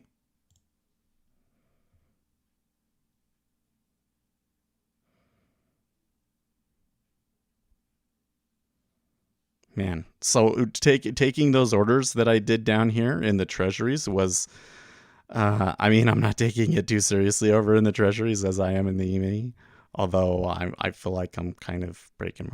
So I'm thinking, what do you think? That I should go back to no matter what, only one contract? What do you think? You think we should start over no matter what, only one contract? I used like 3 or 4 on this trade to get it to 100.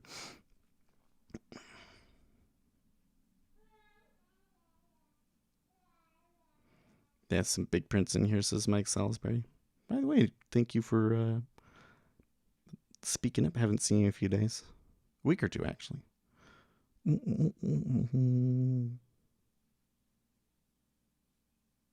There's the open. I mean, no, that was the opening price.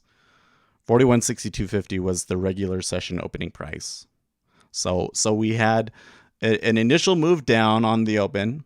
By the way, the volume on the open for that sell was not really impressive. Like, I'm not quite sure how to explain why I was reading it that way. And hey, maybe it's just random and the way that you read that, it doesn't really matter. I can't really say. But when the sell came in, I wasn't really seeing volume that said to me, like, this is informed trading.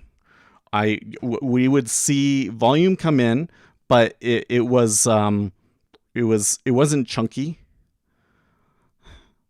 So if it's an informed trade, then what I'm expecting to see is like large blocks of market sell orders coming in all at once, particularly at a certain point at which the information has become available, and insistent, like if they even try to come up on the offers, that's going to immediately absorb, because those informed traders, they're trying to get as many contracts as they can up high, and then bids pulling. So it moving down, and it's only a few contracts here and there to trade through. But when you look at it, we didn't get that at all, really, did we? I mean, it was down, but the cumulative delta didn't move that much on the move down.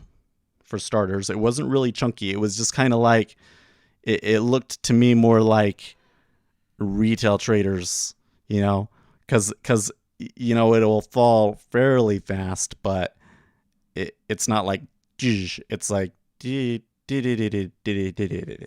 know what I mean? Almost like retail traders all, as it goes further, more and more of them giving up, right?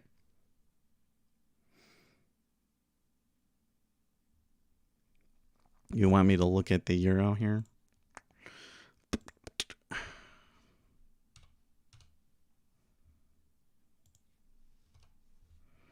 Are we looking at June? ESM.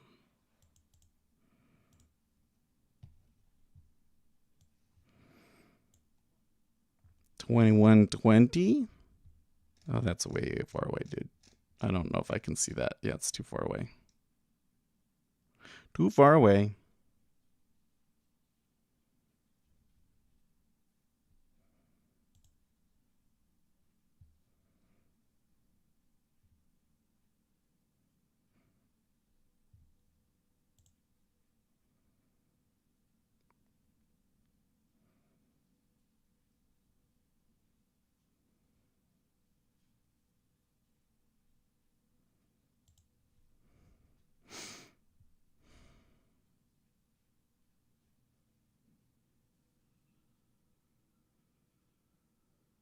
Nah, it's still more than 100 ticks away. I think if I had Rhythmic API Plus, then it would show me everything, but...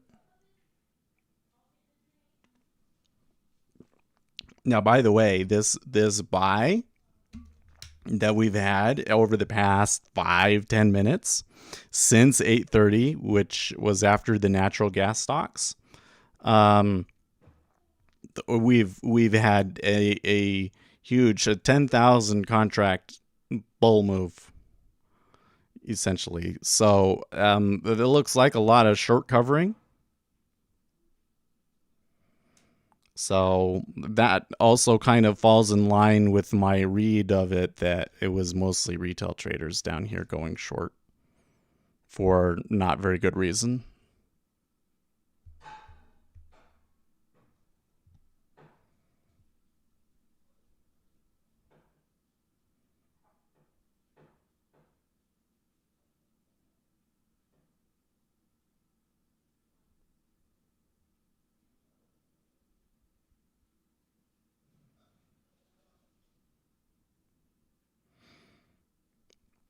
Sure would like to see that fill.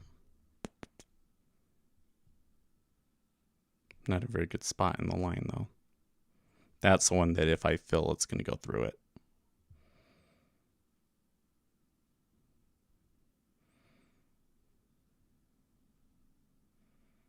So it looks like we're developing a little bit of a pocket around the open. I don't know if they're going to go and push up for those highs and like take out 64, 65 or not.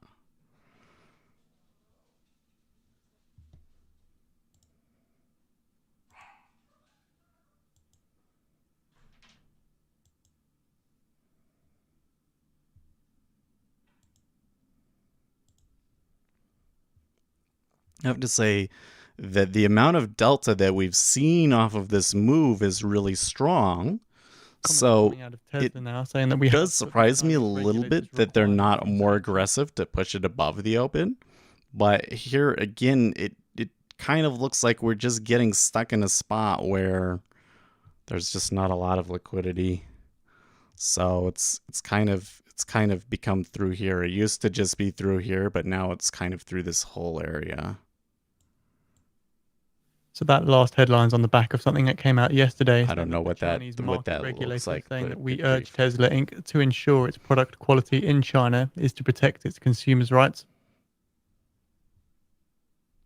Tesla responding there, saying that we have put the Chinese regulators' requirements into action.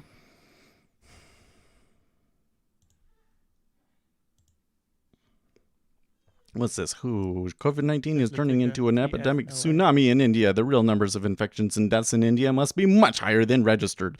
The world, especially the Quad members and Britain, should offer emergency aid to India rather than cancel diplomatic exchanges. Yeah, that is interesting. Why? Okay, so we gotta be careful about anything that Hu Xishen says, because he is like Chinese state propaganda piece. But now I'm kind of wondering, why aren't I hearing more about, why isn't Joe Biden talking about we need to help our friends in India? I really like India, by the way. Certainly a lot more than China.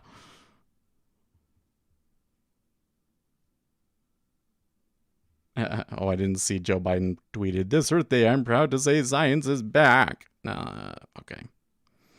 I see a lot of unscientific claims being made by you politicians still. It's just that the media doesn't call them out on the other side. Oh, baby getting into things he shouldn't.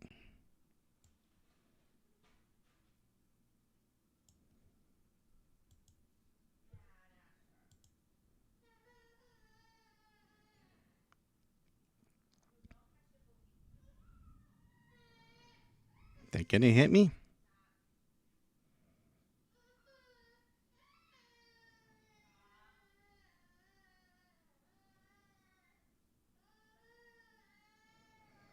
Media love to talk about respecting science, just not economic science. Oh, well, so... let's not... You're going to drag me off into a huge tangent, Kyle. You're doing that on purpose, aren't you? You're like, oh, I just know. Seth's going to say, yeah, but social sciences aren't the same thing as regular sciences because you can't directly test cause and effect with a hypothesis. You can only look at what's happened in the past, and that has inherent limitations. Yeah. So there's a lot of conclusions that people make in economic science that turn out to be dead wrong.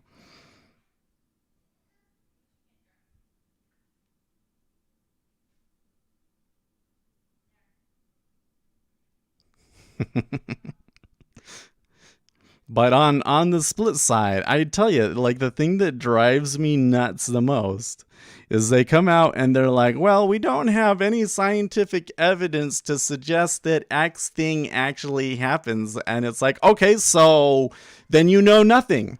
Then why are you saying anything? If you don't know anything, why are you making a policy recommendation on that? Making a policy recommendation on something that we don't know, but then on the other side, you make the policy recommendation the other way off of something that we don't know. It's ridiculous. Makes me so mad, that one. I see it more and more every day. Well, we don't have any evidence to suggest that the vaccine is effective against these other variants of the virus. Apparently we do now, but so we need to still be vigilant and make sure that everybody's wearing masks. Okay. But then on the other side, we don't have any evidence to suggest that masks are actually effective at controlling the spread of COVID-19. We have some evidence to suggest that masks does block the spittle that comes out and everything. But in terms of like when you apply it, a rule to a population, does it decrease the spread? No scientific evidence to suggest that. In fact, the data that's been coming in is the other way. So shouldn't we be saying, oh, well, we're not going to require people to wear masks because we don't have any scientific evidence to support that it works? No, they don't say that. Seems to me like you pick and choose when the science matters or when the lack of science matters.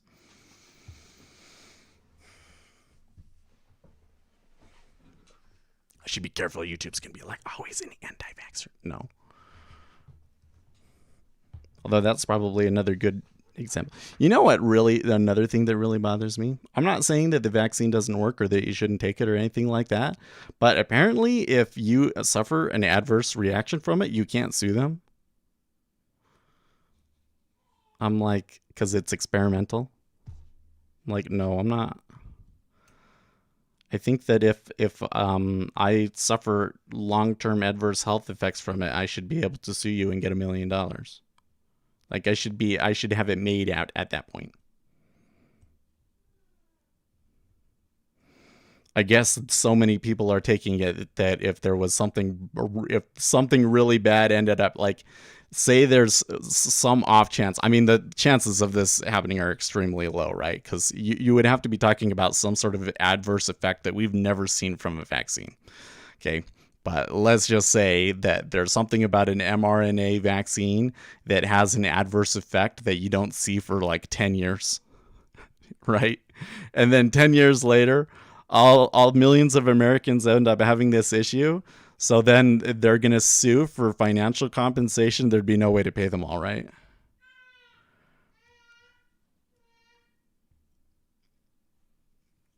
I don't think I will get the vaccine after already having the virus. I will test for antibodies in 6 months and see if I have them, says Mike. Well, it would be interesting. I should go and get an antibody test again and see how much. Because one of the things that I really confuse, why don't you place your stop in ZN? I know, I'm being stupid, dude. I should put it, so let's put it down here. So the reason I didn't have it in there was because where I was, so normally I've been just trying to take one tick and it's very experimental trade. Wasn't really working today very well. So I decided that I would instead try and work out a position. So I felt that I had a pretty good position worked out up here. They didn't come and give me fills, and now we've had a little bit of an excursion a little bit further down than I would want. So I suppose I should stop out, but I'm not really paying attention to it. I wouldn't take it very seriously. It's a sim order on my experimentation. See here?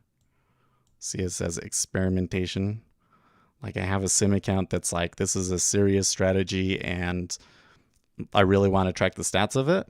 And then I have an experimentation account where I can just do stupid stuff and not have to care about it. sometimes I don't do a very good job at switching between them, but I did good on the E-mini today. I said, okay, Seth, you got to keep track of that. You're trading the E-mini on Sirius account today. Good. I took more risk on the Sirius account than I think I should. I don't know. I got the trade right in the end. So, in fact, if I had done all of these with one tick, if I had done all those with one contract, I would still be profitable. So, anyways, the other thing is that I was trying to take a little bit more of a directional trade. So I was saying, yeah, I think we could get to 24.5. Is what I was really saying. So far, they're not doing that, though, are they? They're kind of threatening us down on the downside. So I don't know. How far down would this have to get before I'm, like, seriously concerned? Yeah. I don't know what it's going to do. Either way. That's 11 a.m. Eastern time. We have to. I'm going to continue to try and work out that one tick trade, but it looks to me like what I'm doing in the treasuries doesn't work. Yeah. So I'm not sure what component I'm missing, if there's a piece of information out there that I'm missing, but the treasuries are just being really difficult.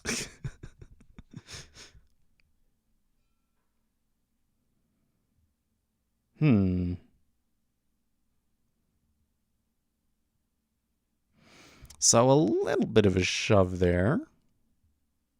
I'd say we're still pretty positive going through here. Deltas are actually still okay, so. Now, I also wonder, though, are the treasuries pushing the way that they are because of the E-mini turning bullish? I mean, when did it really turn? ECB's Hawk says it really did turn when the E-mini turned bullish. At short, but a calm policy meeting is on Thursday.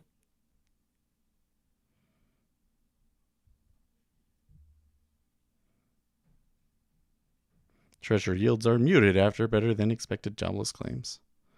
I really think it was the housing numbers that did it, but I could be wrong. When you really think about it, we were around 18 before that news. We pushed up to those highs, and now we came back down below it. So I kind of have to question if that's really what was going on. Also, I keep seeing like these big spoofs, and they'll like go through them. So the treasury market kind of looks a little manipulated to me.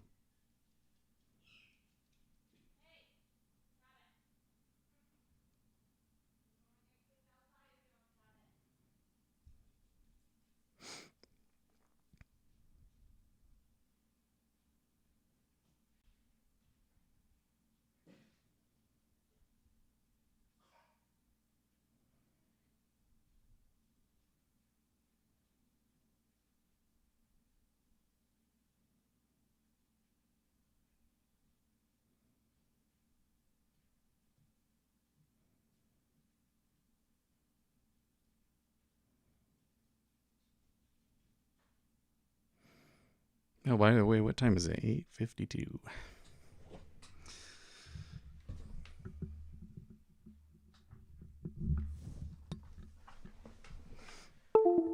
So we'll keep going for a couple of minutes here, but I should go through all of the things. If you're new, make sure you click that like button. It helps the channel out a lot. It helps direct more people to the channel, boosts in the algorithm, all those things.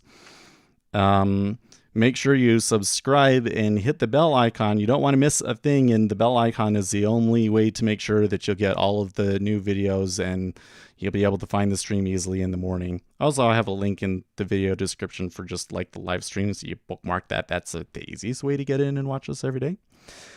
And then I got a couple of promotional things down there you might want to take a look at. So you can get this mug and the store link down below. People really like the mug. A lot of the regulars got that. So that one's a fun one for you guys. And you can also use the indicators that I have, free 2-week trial, and then $10 a month after that if you subscribe to the YouTube channel. Got a Patreon where we post Bitcoin charts. I'll go post an update to that today. we have IATA, which is like just a free thing for you. So it's a savings account, and if you sign up, you get free tickets. They're like lottery tickets. Is the way they pay out their interest. So you sign up for it, and you get lottery tickets, and that tends to be between $1 and $10, 100 tickets. So you're basically getting free money, signing up for a fun savings account. And you know, the money that you put in there, it's still your money. It's just in a savings account. So no risk to you, right? Super cool. If you haven't tried that out, I would recommend doing that. And then make sure to check me out on social media. So I have a TikTok and a Twitter or two that I would go and search for. Just Speculator Seth on all of those platforms. You just search for it, you find me. Try to post TikToks every other day or so, and tweet things regularly. So all things there. Winston has. See, it doesn't remove the Yada link. That's funny. So if you haven't checked out those links in the video description, make sure to check those out. That's 11 a.m. Eastern Time. I think I got the title. Should we change the title? I think we got the title correct. So Kansas Fed Manufacturing previously. See here, I don't know what I'm going to do with this treasury trade. I mean, it doesn't matter. I don't feel like giving it up. I don't know why I'm being so dumb. Man, I mean, if I'm going to do that, I better make a hell of a lot more than $50 on it, right? I don't know. Oh, it did delete it later. Oh yeah, I'm also on Facebook. I don't post on the Facebook one very often, but if you're on Facebook, I'd recommend heading over there anyways, and you know, maybe in the future. Well, I'm still kind of considering if I should take one contract off on here, but you know what? I'm just going to manage it. I'm going to keep managing it here, but I'm going to have to shut the stream down now because I got work. So we'll just do work, and what happens, happens. And we'll see what the treasuries do. Maybe they find some balance around 15. I don't know. But man, I have got to figure out. The thing is, like, there's no correlation. I can't see anything that tells me that, you know, any piece of fundamental information that can suggest to me that that's where the treasuries are going to go, really. So I feel like we're just dead in the water with our treasury trading, and I don't know what to do about it. It's really frustrating to me. You have any ideas? Maybe they're doing a webinar. Maybe we do that webinar. That'll give us some ideas. I don't know. All right, guys. So again, make sure you give that like button, and I will see you guys tomorrow. In the meantime, stay profitable, friends.